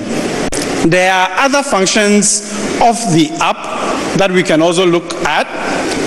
For example, the data access management. So once I'm able to access a government service as an agency, I'm able to see the list of agencies that I've granted access to. With this, I can say that I am granting access to ECG for ECG to access data from the GRA. Now, we all know that the taxpayer identification number is a crucial element in business registration. We need to be able to authenticate all taxpayers. To be able to do that, state agencies are mandated to verify the taxpayer identification numbers for businesses. So here at the GRA, we've granted access, and all state institutions can then request for access to the GRA, and the GRA will provide them the service to be able to validate the taxpayer identification number.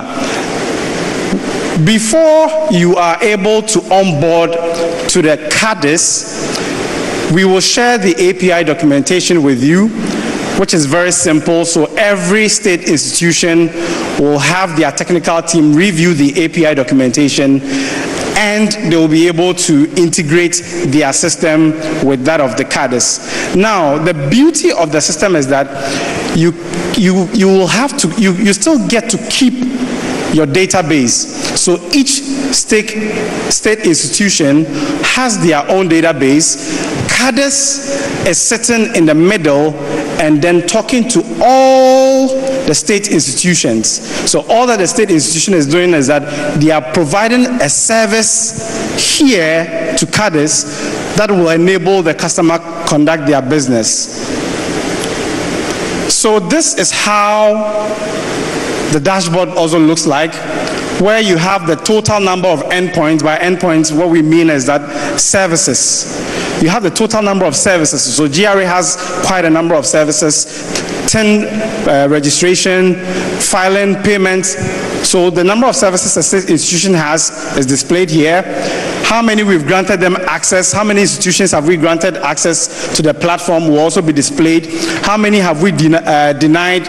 All the statistics is displayed here. Now, this is the revolution. Before a citizen can have access to all the services as a state institution, we need to onboard to the citizen interoperability data system. It is very important that all state institutions onboard. Once the onboarding is done, every citizen can then download the citizen app, which is basically just the window for them to access government services. Okay, so here, as the earlier video was indicated in the earlier video, all you need to do is to log in with your Ghana card PIN. And we know that we are issuing Ghana cards to all foreigners as well. So as a Ghanaian, you'll have the prefix of your Ghana card beginning with a GHA. As a foreigner, Nigeria, it could be NGR, and so on and so forth. So once you log in to the application, you can then see a list of the government institutions who have provided data to the CADIS. So for example here, you have ECG that has been onboarded, you have Ghana Water that has been onboarded, NIC, where you can also check your insurance.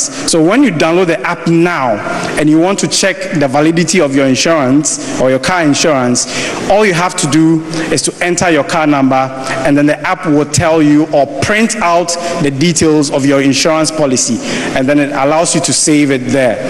So we also have the ability for you to file your taxes. Now, filing taxes, when you look at the taxpayer return or the tax return, is very cumbersome, but here we've simplified it. We ask you a few questions, and once you're able to answer, it will then proceed for you to file your return. You can also declare, you can also pay custom declaration, and then the interesting thing is that with the Ghana Police, we have the traffic tech system that is being provided by the Ghana Police. So very soon, if in the event or in the unlikely event that you violate a traffic regulation, you'll be issued a ticket. And the ticket that will be issued to you will be issued in the name or using your Ghana card. Once your Ghana card is used to issue that ticket to you, and then you come here, you can then log in and then make payments for that ticket. So now you don't have to hustle and tussle with any police officer whenever or in the unlikely event that you are caught up. I'd just like to end the presentation here, and then following this meeting, we'll have other demonstrations. But the story of Ghana here is very crucial. We should have an enabling environment to allow entrepreneurs thrive. If the time within which they need to register business and then comply with certain regulations is so lengthy, they will be non-compliant. This is a proven fact. If we have CADIS, and now that CADIS has been launched, we are soliciting your support that every state institution should be able to onboard so that all the services that they provide to their customers can easily be accessed using the Citizen app by every Ghanaian or anyone doing business. This is a story of Ghana. This is a story of the digitalization process that this government has initiated. This is the future of technology. This is the future of innovation. Thank you very much.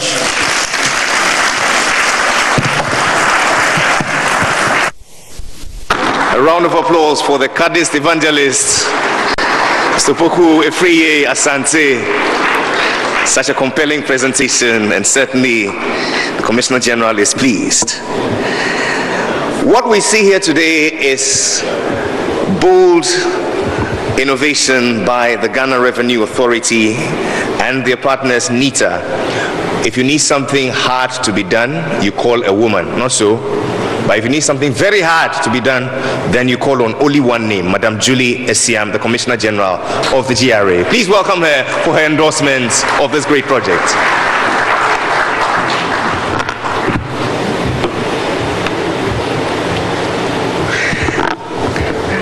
I think another round of applause for Opoku. Really, really, really. He's made my job so easy. Your Excellency, the Vice President of the Republic of Ghana, my Honorable Minister, and all the Deputy Ministers of Ministry of Finance, all esteemed honorables and dignitaries present here today, my board chairman and board members of the Ghana Revenue Authority, warm greetings to my GRA, my family, the Ghana Revenue Authority staff, fellow citizens, ladies and gentlemen. A very good morning to all of us and all present here today. For me, what an honor, really, and a privilege to stand before you this morning and really to be part of this historic moment, to be a witness to the launch of this groundbreaking innovation that we're witnessing here today.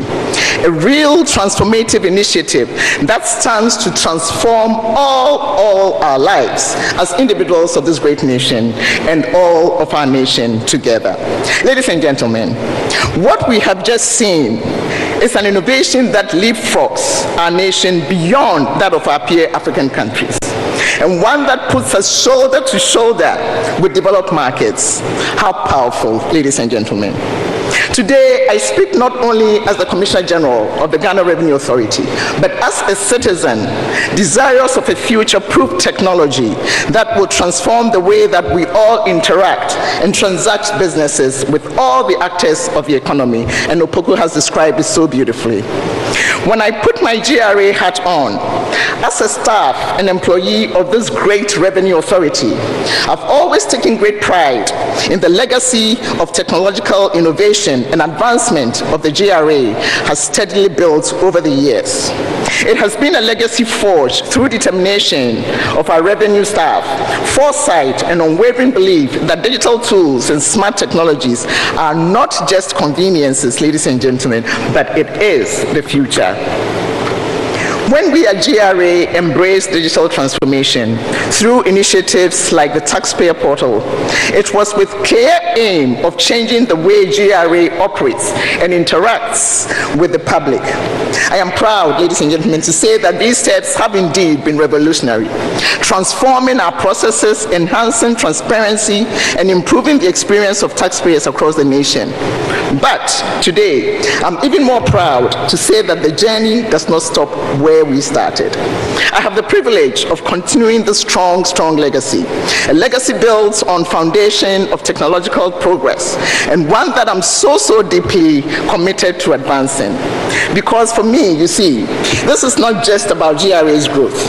It is about creating a GRA that is responsive to the evolving needs of the people that we all serve. I firmly believe that by embracing technology, we are future-proofing our institution, ensuring that it is not only sustainable, but also very dynamic, enough to meet the demands that we see tomorrow. But what excites me even more today is not what Citizens App will do for the Ghana Revenue Authority, ladies and gentlemen. No. What truly gets me excited, and what should make every Ghanaian, you and me, excited for that matter, is what this new Citizens App system will do for you as a Ghanaian. Today we stand on the threshold of a new era, ladies and gentlemen, an era where convenience and accessibility in public services are not just aspirations, but they are becoming realities, and it is a reality today. With the Citizens App, we are taking very bold steps to eliminate frustrations that have for too long been associated with accessing public services. We are building a system that cuts through bureaucracy, reduces waiting times, and puts the power of information and services directly into the hands of our people. Ladies and gentlemen, imagine a future where dealing with public services no longer brings frustration, but relief. Where I'm from, Ghana Revenue Authority, clearing goods at the port will soon be as simple as in some other countries, very advanced countries. Let's take Dubai, for example. There, when you import anything, all the necessary data is already linked to a unique ID, and the process is so seamless from start to finish. You receive updates right from the moment your goods arrive. Now, think of this being a reality in this amazing nation.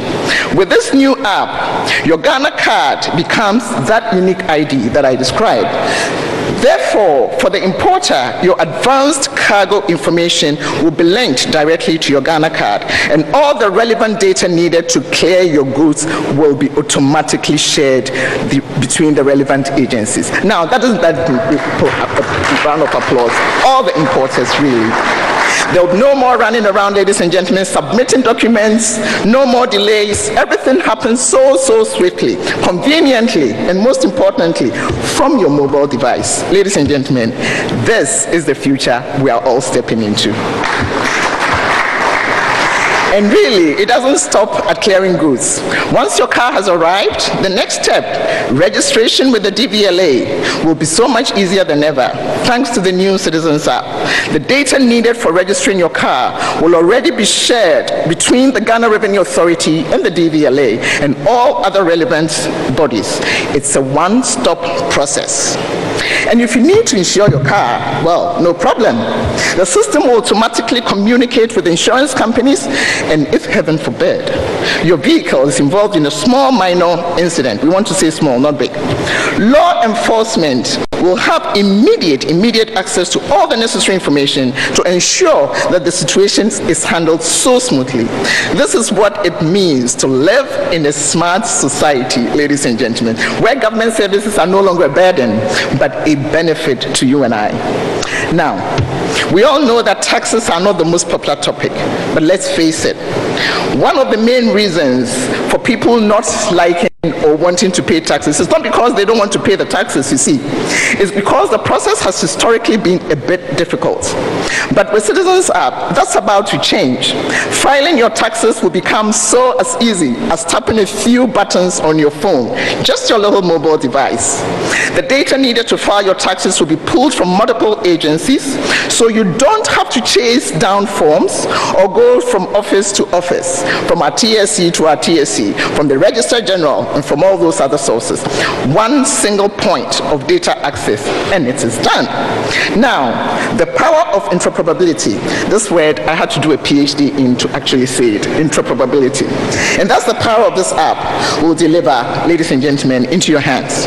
Imagine how much easier and more efficient our tax system will become, and how much smoother your experience as a taxpayer will be.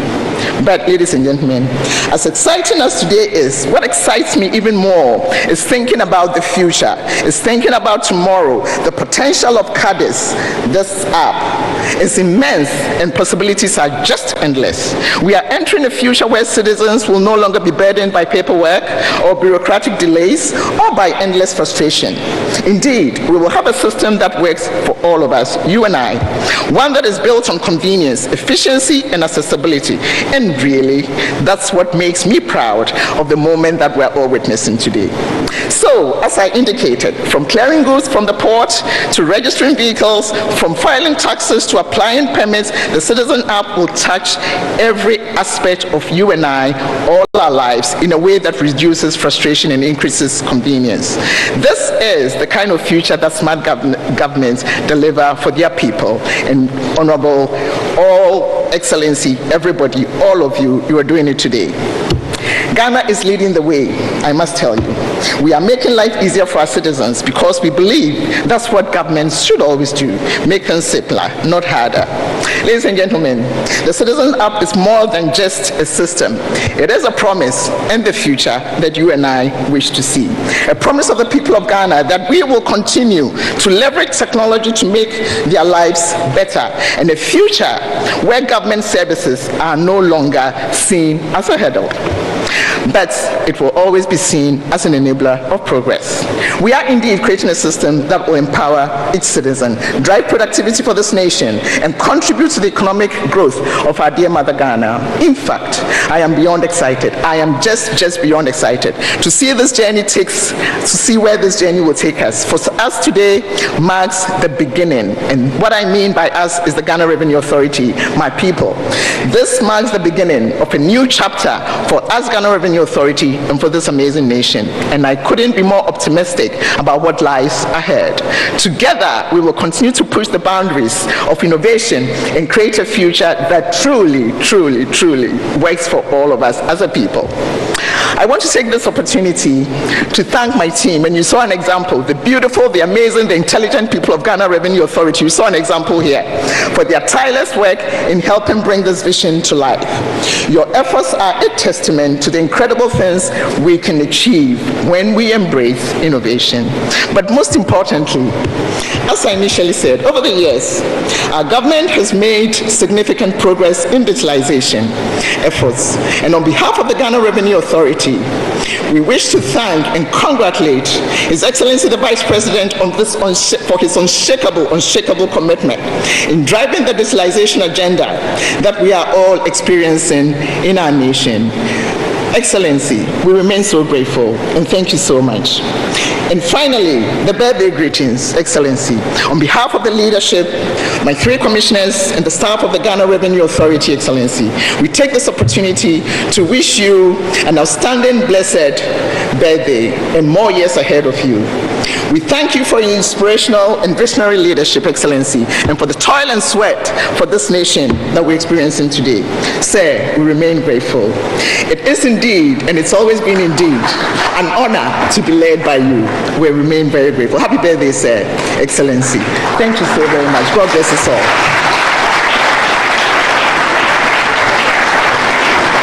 The ever inspirational Commissioner General of the Ghana Revenue Authority, Madame Julie Esiam, we thank you for your boldness that has seen you birth this bold initiative, the Citizen App.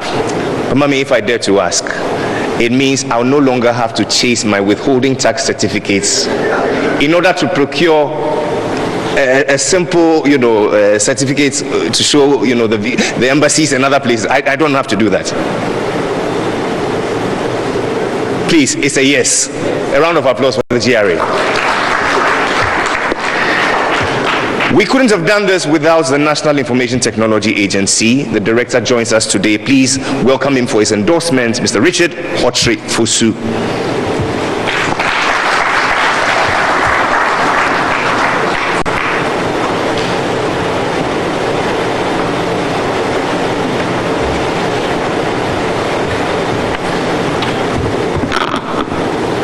Thank you very much, and good morning to everyone. Your Excellency, the Vice President of the Republic of Ghana, the Minister of Finance, the Chairman of GRA, Deputy Governor of the Bank of Ghana, distinguished representatives of the civil society, private sector partners, fellow citizens, Commissioner General of the GRA, all protocol observed, and I think we have some diplomatic corps in the house. All protocol, ladies and gentlemen, all protocol observed. It is a tremendous honor to stand here today and witness the fruition of years of dedication, collaboration, and hard work. The launch of the Citizen App marks a defining moment for our country, and in particular for the IT landscape. As the Director General of the National Information Technology Agency, I am proud to have been part of this journey from its inception, that's Ghana.gov and then the Citizens App, and even more proud to see how far we have come in making seamless data sharing among government agencies a reality. When we first began the journey to develop the Citizens App, the vision was clear: to create a digital platform that would unify the hundreds of government agencies, enabling them to share data efficiently and securely, all in service of citizens. After 3 years of hard work and the collaboration of several government agencies, I'm excited to say that today we have achieved that goal. We now have a system that brings government services into the hands of every Ghanaian, making processes smoother and interactions more efficient than ever before. This is a new era of connectivity when citizens have the power to access government services in a way that suits them in their lives and not other way around. And as governments, we would appreciate also comments through sentiment analytics through these applications as well on policies and directives that we put out. I wouldn't belabor the use cases because I think Opoku did a great job of it. I was going to cite some of the use cases, but I think it's been done. And fairness of time, I'll skip that. But as I reflect on the past 3 years of working on the development of this platform, what excites me the most is that Citizens App is built on the premise of data security and regulatory compliance. No longer would government agencies need to manually copy data into spreadsheets or share sensitive information through unsecure channels. We are ushering in a new level of connectivity that operates at the request of the citizen. Every piece of data is shared in compliance with our data protection regulations, ensuring that citizens' personal information is secured at all times. Ladies and gentlemen, let me emphasize that this is just the beginning. I'm incredibly proud of the work that we have done with our partners across government to bring the Citizens App to life. This system will benefit every Ghanaian by reducing bureaucracy, increasing transparency, and delivering real convenience.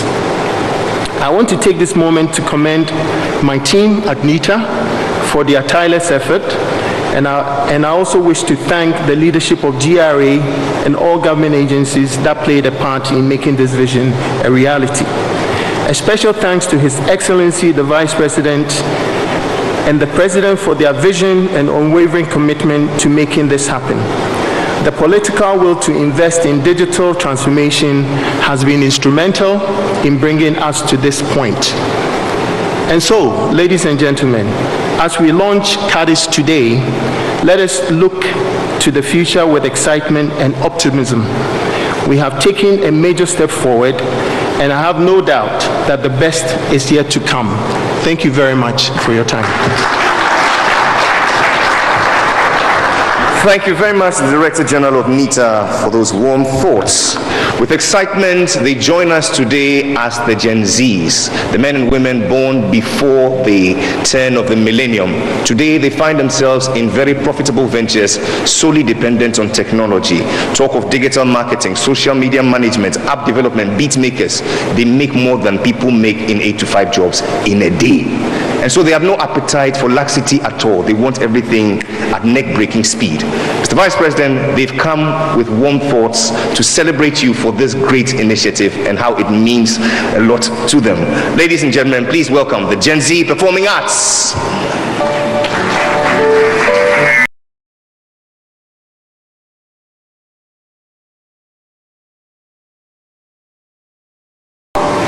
Dr. Bawumia, by Ghana's side, digitally connected, his dream unfolds.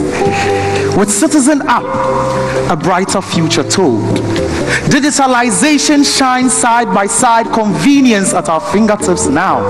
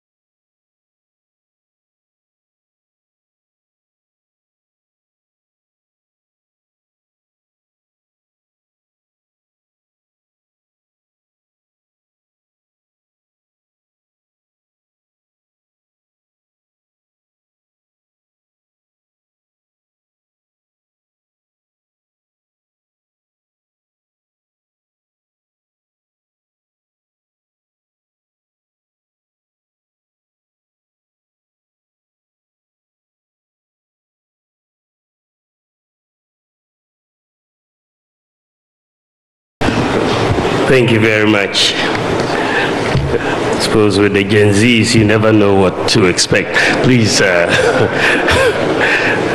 a seat. Most grateful.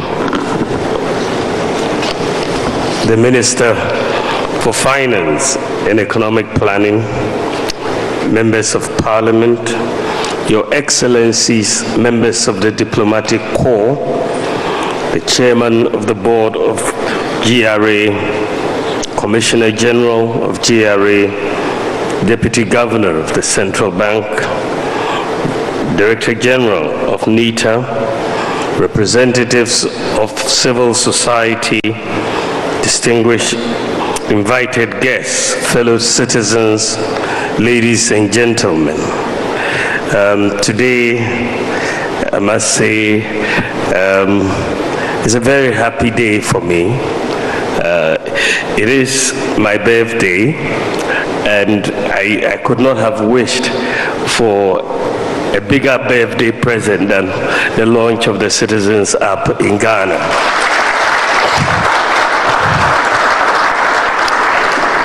Since 2017, the government of His Excellency President Nana Addo Dankwa Akufo-Addo has set Ghana on a digital transformation journey towards a brighter and more efficient future for our country.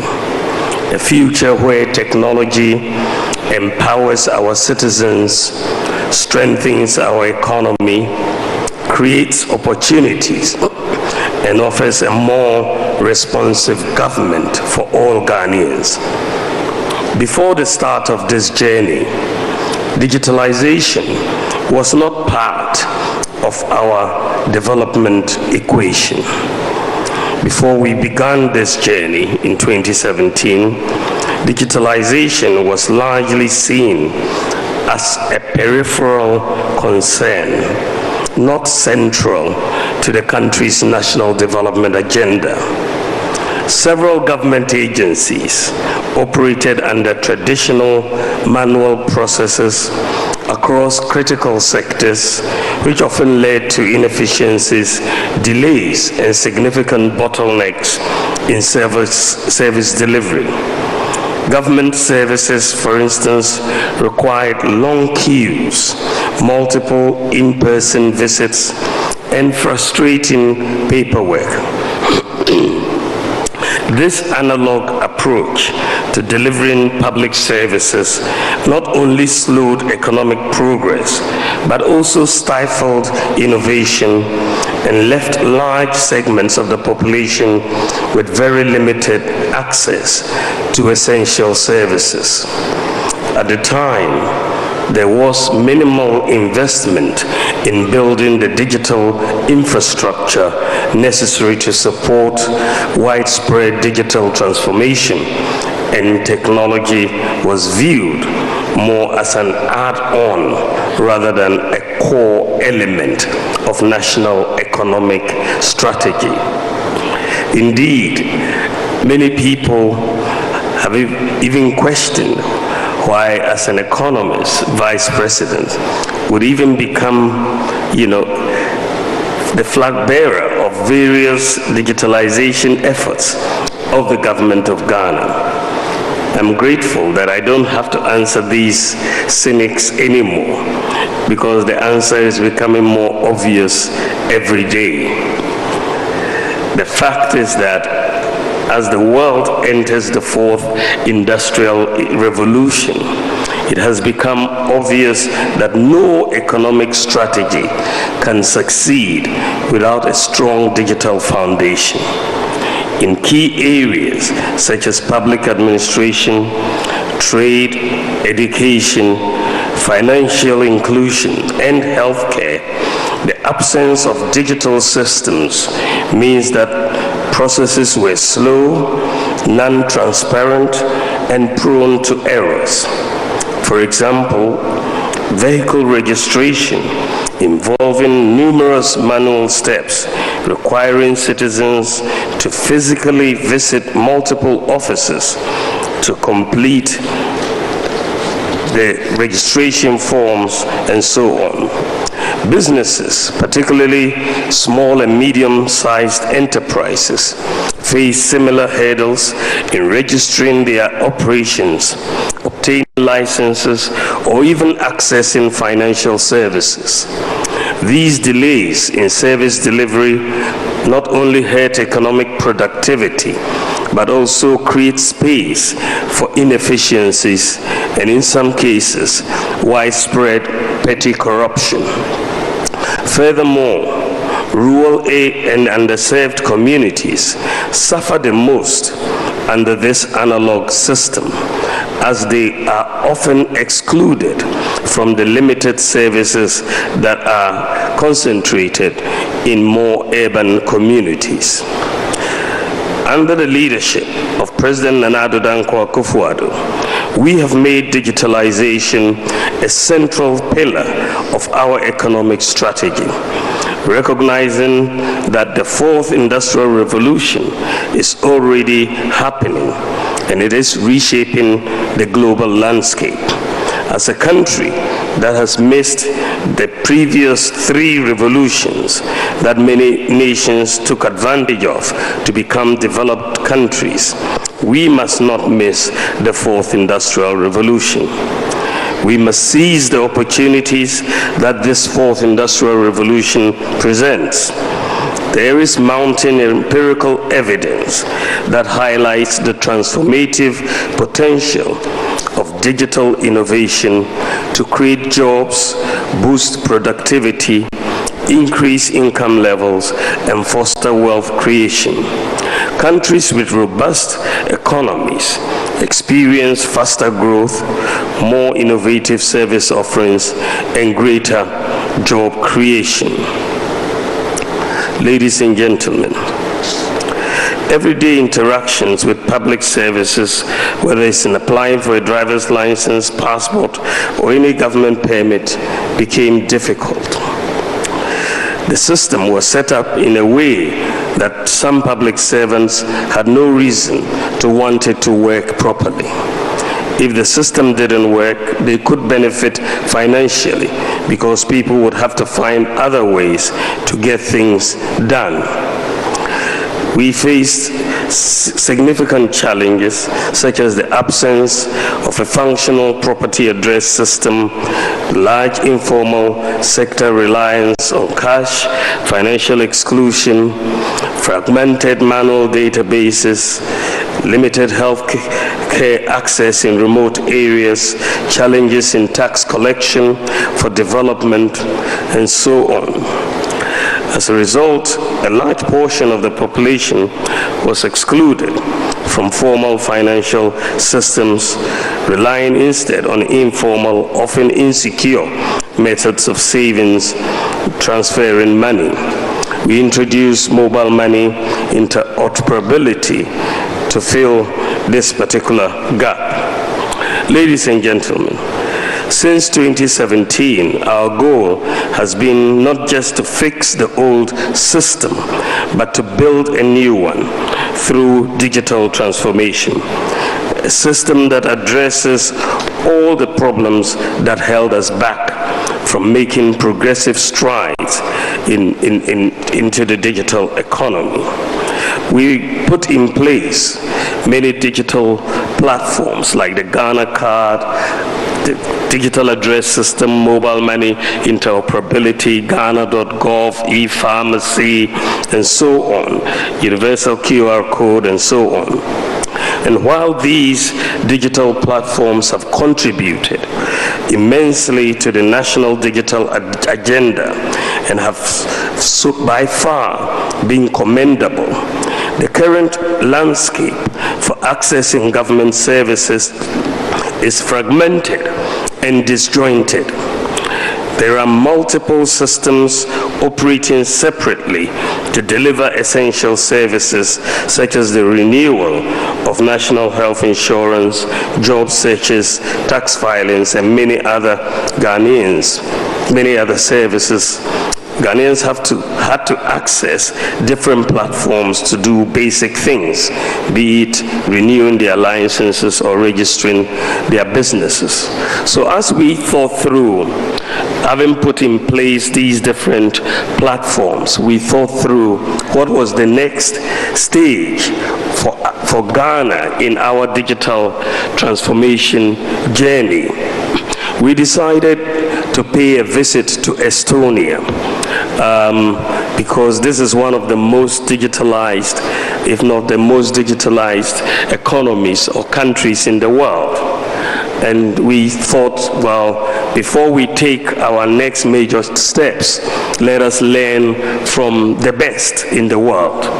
So I led a team made up of the Minister for Finance, the GRA, the NITA, and the private IT companies and so on, that we all went to Estonia to get a good understanding of the system, how they became such a digital state. And as we talked to the President, Prime Minister, the tax authorities, the digital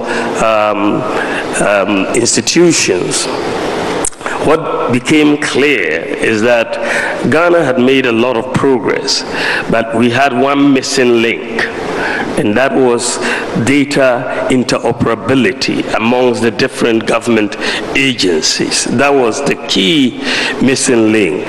In Estonia, they had this infrastructure called the X-Road. The X-Road infrastructure was essentially what was linking the different government institutions, such that data access was seamless, and you had the once only principle. The once only principle meant with this interoperability, you only need to submit data once to the system. So once you've submitted data once, it can be accessed by the passport office, by the GRA, by the driver's license, by the insurance, by the business, business registration. The whole system will have access to that data. So you don't have to continue presenting the same data to different institutions. And this is the once only principle. And it makes things so easy. And I think that the explanation of how it works was so brilliantly done. And so we left Estonia knowing very well that this missing piece was what we needed to put in place to have the equivalent of the X-Road that the Estonians had in Ghana. Very few countries in the world, in fact, have this type of a system. And we don't have a country in Africa with this type of a system. And so we set together the task of putting in place this data interoperability system based around the Citizens app, and which is what we call the CADIS, so that you have this data interoperability system to bring it all together and make data exchange seamless and very quick and all of that. And we came back and have been on their case, GRA, NITA, and everybody else, Ministry of Finance, and we wanted to get this thing done this year. And frankly, I am amazed by the speed and with which this has been done. It's a huge job, and I want to really, really thank all of you. It's really, really fantastic. Really fantastic, and it tells me really that it is possible. I mean, this is done, it's a whole Ghanaian operation. It's completely Ghanaian operation. We've done it domestically, and we've been successful at it. It's been really, really something that I'm so proud of. The whole team. It's been a collaborative effort, and I cannot thank the Minister of Finance, Dr. Amin Anta. I think when we went to Estonia, Dr. Amin Anta and the GRA were the most excited because they saw revenue possibilities with this system, and I'm not surprised. I'm not surprised that after the presentation, GRA commissioner came and gave a hug to the person who presented. I think that she was looking to collect her money quickly, but I think that it's just amazing what has been done. What Ghana has done, many advanced countries have not yet done it. Many advanced countries have not yet done it. And so we are moving in a direction which has major opportunities. I mean, we are just now scratching the surface, but I think once the system comes in, doing business in Ghana would be very, very easy and smooth. Paying taxes will be very easy. Getting your passport will be very easy. Registering a business is very easy. You know, you're going to make life easier for the citizens. And this system also allows the government to communicate with the citizens. The app allows that communication from government to the citizens. So this is a very exciting development in our digitalization journey, because we are providing in this context a very efficient digital economy which has data interoperability, in which a single instance of data access across government agencies. It has a digital ID for everybody that offers unique identification, like the Ghana card, and the use of cybersecurity and blockchain to create a robust system that protects citizens and government's data, as well as ensure secure transactions for government interactions. We have a centralized artificial intelligence database for improved government operations and a single sign-on authentication where citizens only need one login for all government services. And through creating the Citizens App data interoperability system, we are creating a digital framework that links all government agencies and allowing the data to flow seamlessly. And we can go through the use cases, but from the moment a child is born, parents can now apply for a birth certificate with ease, without the need for multiple trips to government offices. In fact, it's done now at the weigh-in center at the hospital. You can get the birth certificate issued, you know, and when the child reaches the age of travel, seamlessly you can get a passport. You can look for jobs. Many of the youths can look for jobs on the Citizens App. Obtain a license, register a business, and so on. So the use cases are just tremendous and so much. And really, let me extend my deepest gratitude to the Ministry of Finance, the technology partners, and all the government agencies that have contributed to the ambitious and transformative project.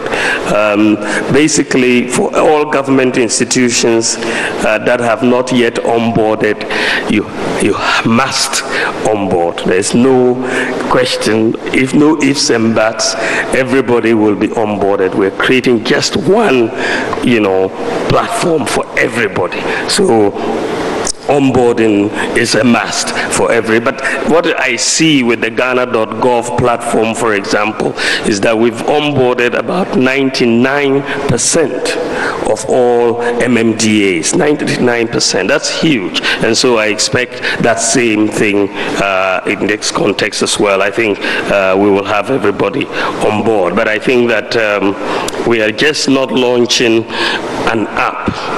We are launching a new era of citizen engagement. But this app will only be as successful as people who use it. So I would like to urge all Ghanaians to embrace the Citizen app and to take full advantage of it. Using it does not cost anything. It just gives you so many opportunities to enhance your own requests from government and obtain them and so on.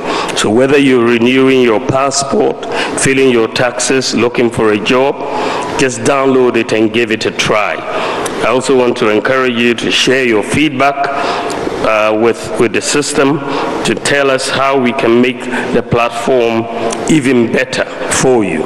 After all, this app was built with the Ghanaian citizen and resident in mind. We want you to feel a sense of ownership in this national project, and your input will make us we make it even more powerful as a tool for all citizens. Together, we are creating a government that works for you, one that is efficient, transparent, and ready to meet the demands of the 21st century.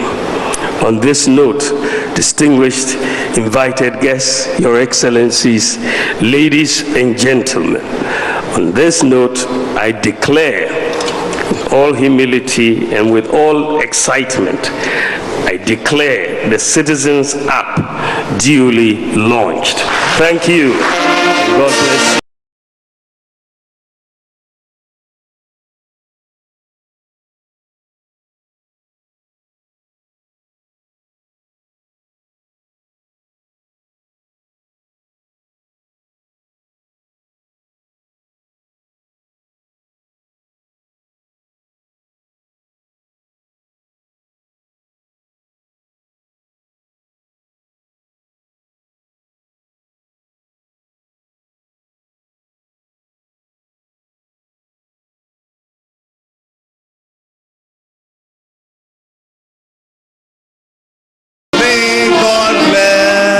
May God bless you now. With 3 happy cheers, hip hip, hip hip, and hip hip. Mr. Vice President, from all of us, we give to you this gift, the Citizens App. And it's our hope that next year by this time, be the good Lord willing, inshallah, His will be done in your life. Mr. Vice President, please indulge us as we take 3 very important photographs to mark today. I ask that we all be seated. The first party I shall invite will be the GRA team alone. The GRA team alone, please come up. It doesn't include the ministers yet. This is the GRA team alone. A spot of music as they come.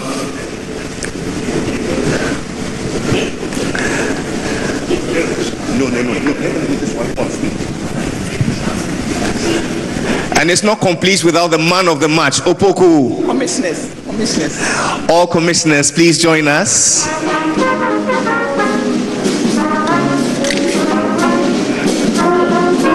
This is just the GRA team.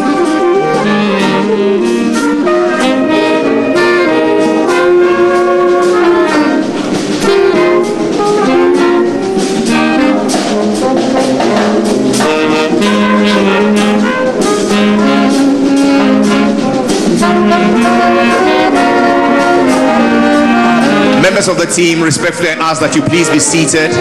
Mr. Vice President, Madam Commissioner General, Board Chair, Honorable Minister, I ask that we proceed to the base.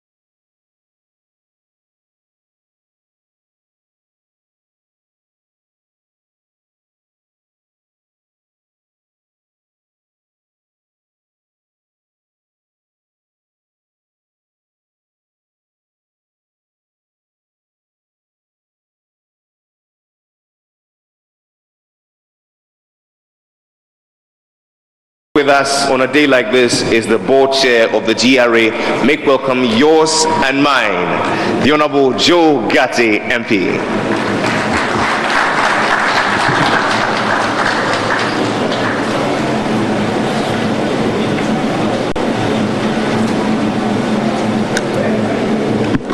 Excellency, the Vice President, Ministers,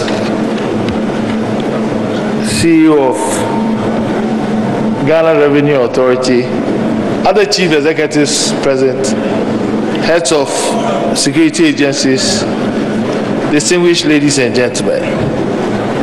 As we come to the close of today's event, I want us to take a moment to express our deep gratitude to all those who have made this very important milestone possible. It represents not only an important step forward for the digital transformation of Ghana, but it represents the future of Ghana. We have reflected on the remarkable progress made so far, and it is clear that the future holds even greater promise. Can we imagine a Ghana without mobile phones? Or a Ghana without mobile phone interoperability? Can we imagine a Ghana where you could not do Momo transactions? Can we imagine a Ghana that your phone was not in your hand? Let us imagine how we feel when we lose our phone for even a minute. What has happened today is taking us to another level completely. It's taking us to a level that may be difficult for me and you to imagine. A future that will see a completely transformed nation. A future where me and you can sit in our houses or in our cars and do almost everything. Even today, we can pay for DSTV, we can pay for our water bills, and pay for a lot of services just on our phones. I think the government, the president and the vice president, even so far, have done so much, and I think they deserve a round of applause.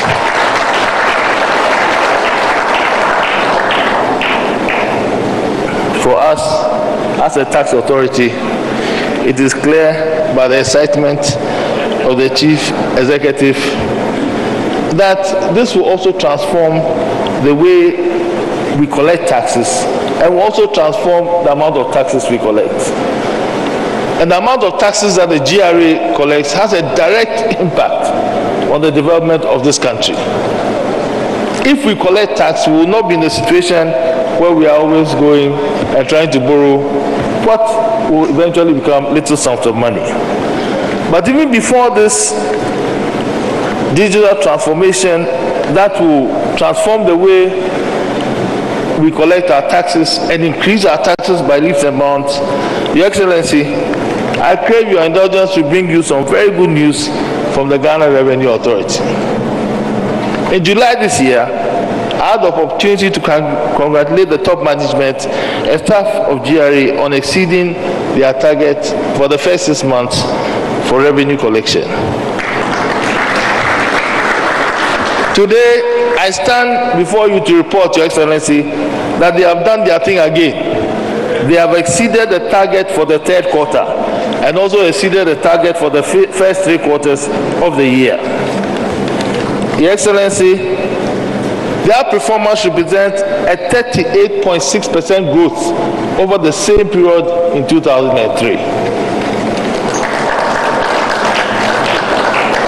I congratulate every single person who made this possible. As you, if I may be permitted to borrow your words, indeed it is possible.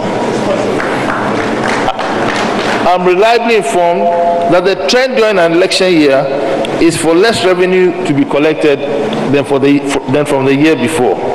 This is not the case, and the tax revenue performance as of September 2024, like I said, which represents from January to September, represents a nominal growth rate of 38.6%.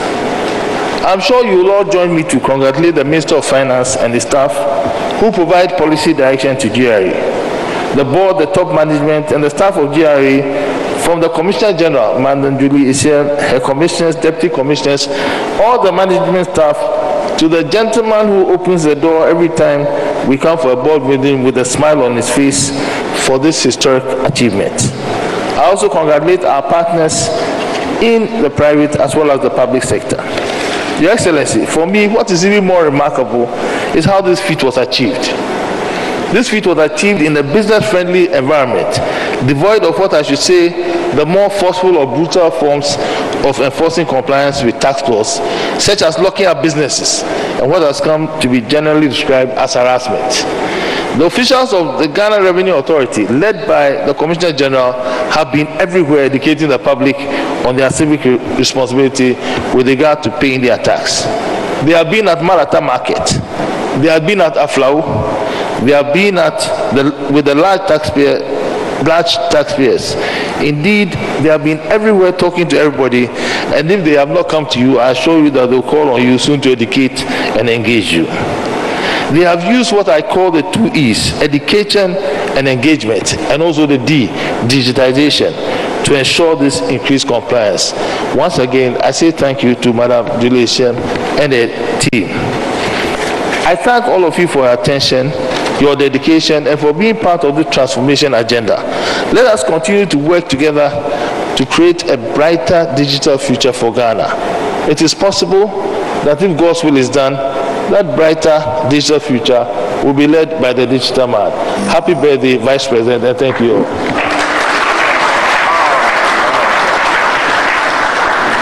We're ever so grateful to you, the board chair of the GRA, the Honorable Joe Gatti, and your leadership, which has culminated in a 38% growth on the back of education, engagement, and digitalization. Here to say thank you on behalf of all the partners, would you please make welcome our Deputy Minister for Information, the Honorable Sylvester Tete.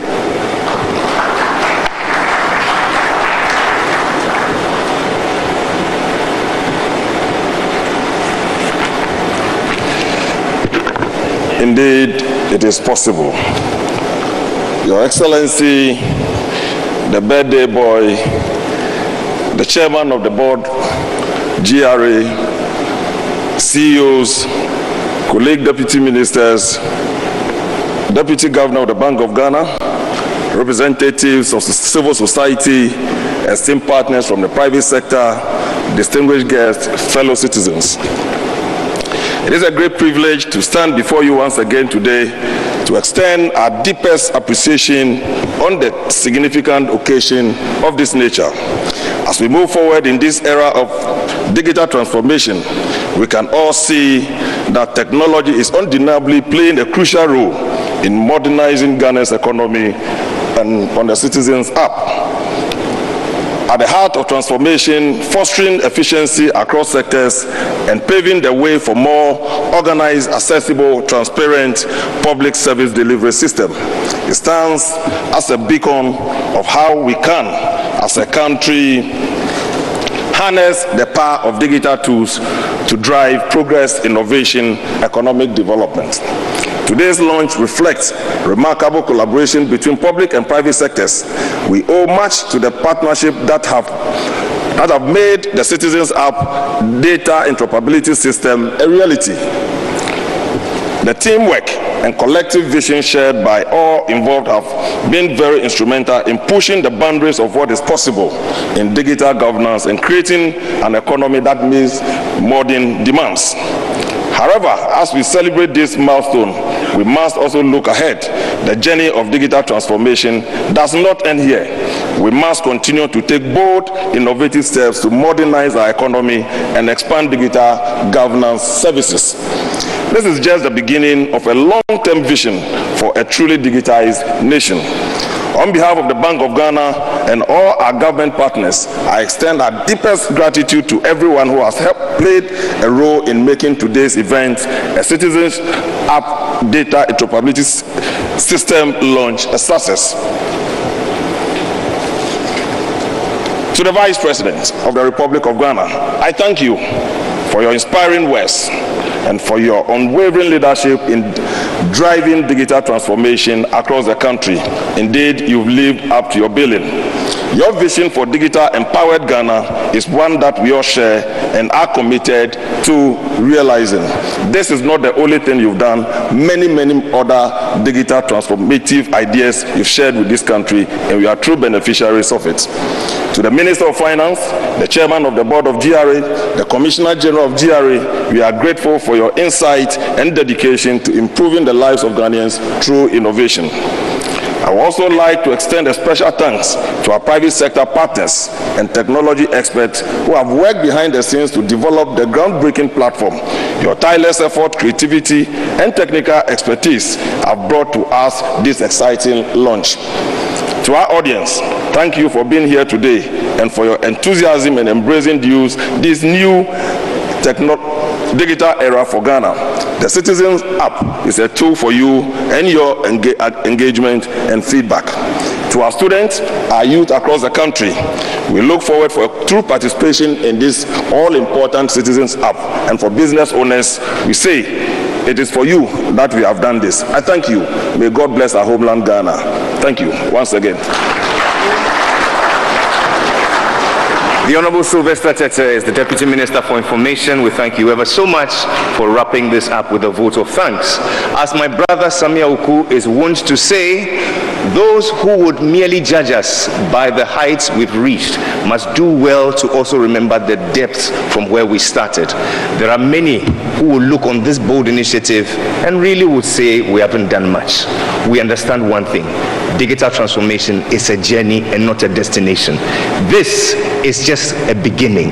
Let's test the system. Let's feedback. Let's fine-tune it, and we shall give to ourselves and posterity the best gift that Mother Ghana has ever received, a Citizens app. Not just an app, but a tool to engage citizens effectively and meaningfully.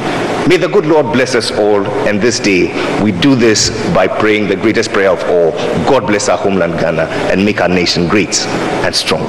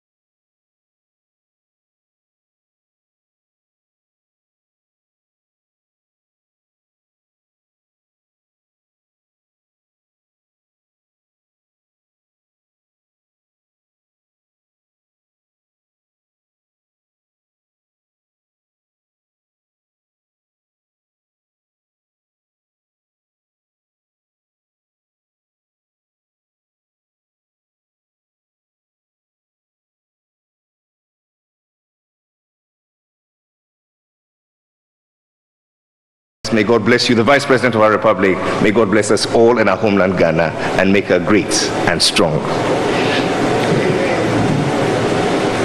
We shall remain standing as the Vice President and the official party take leave of us first, and we shall all be led out in sections.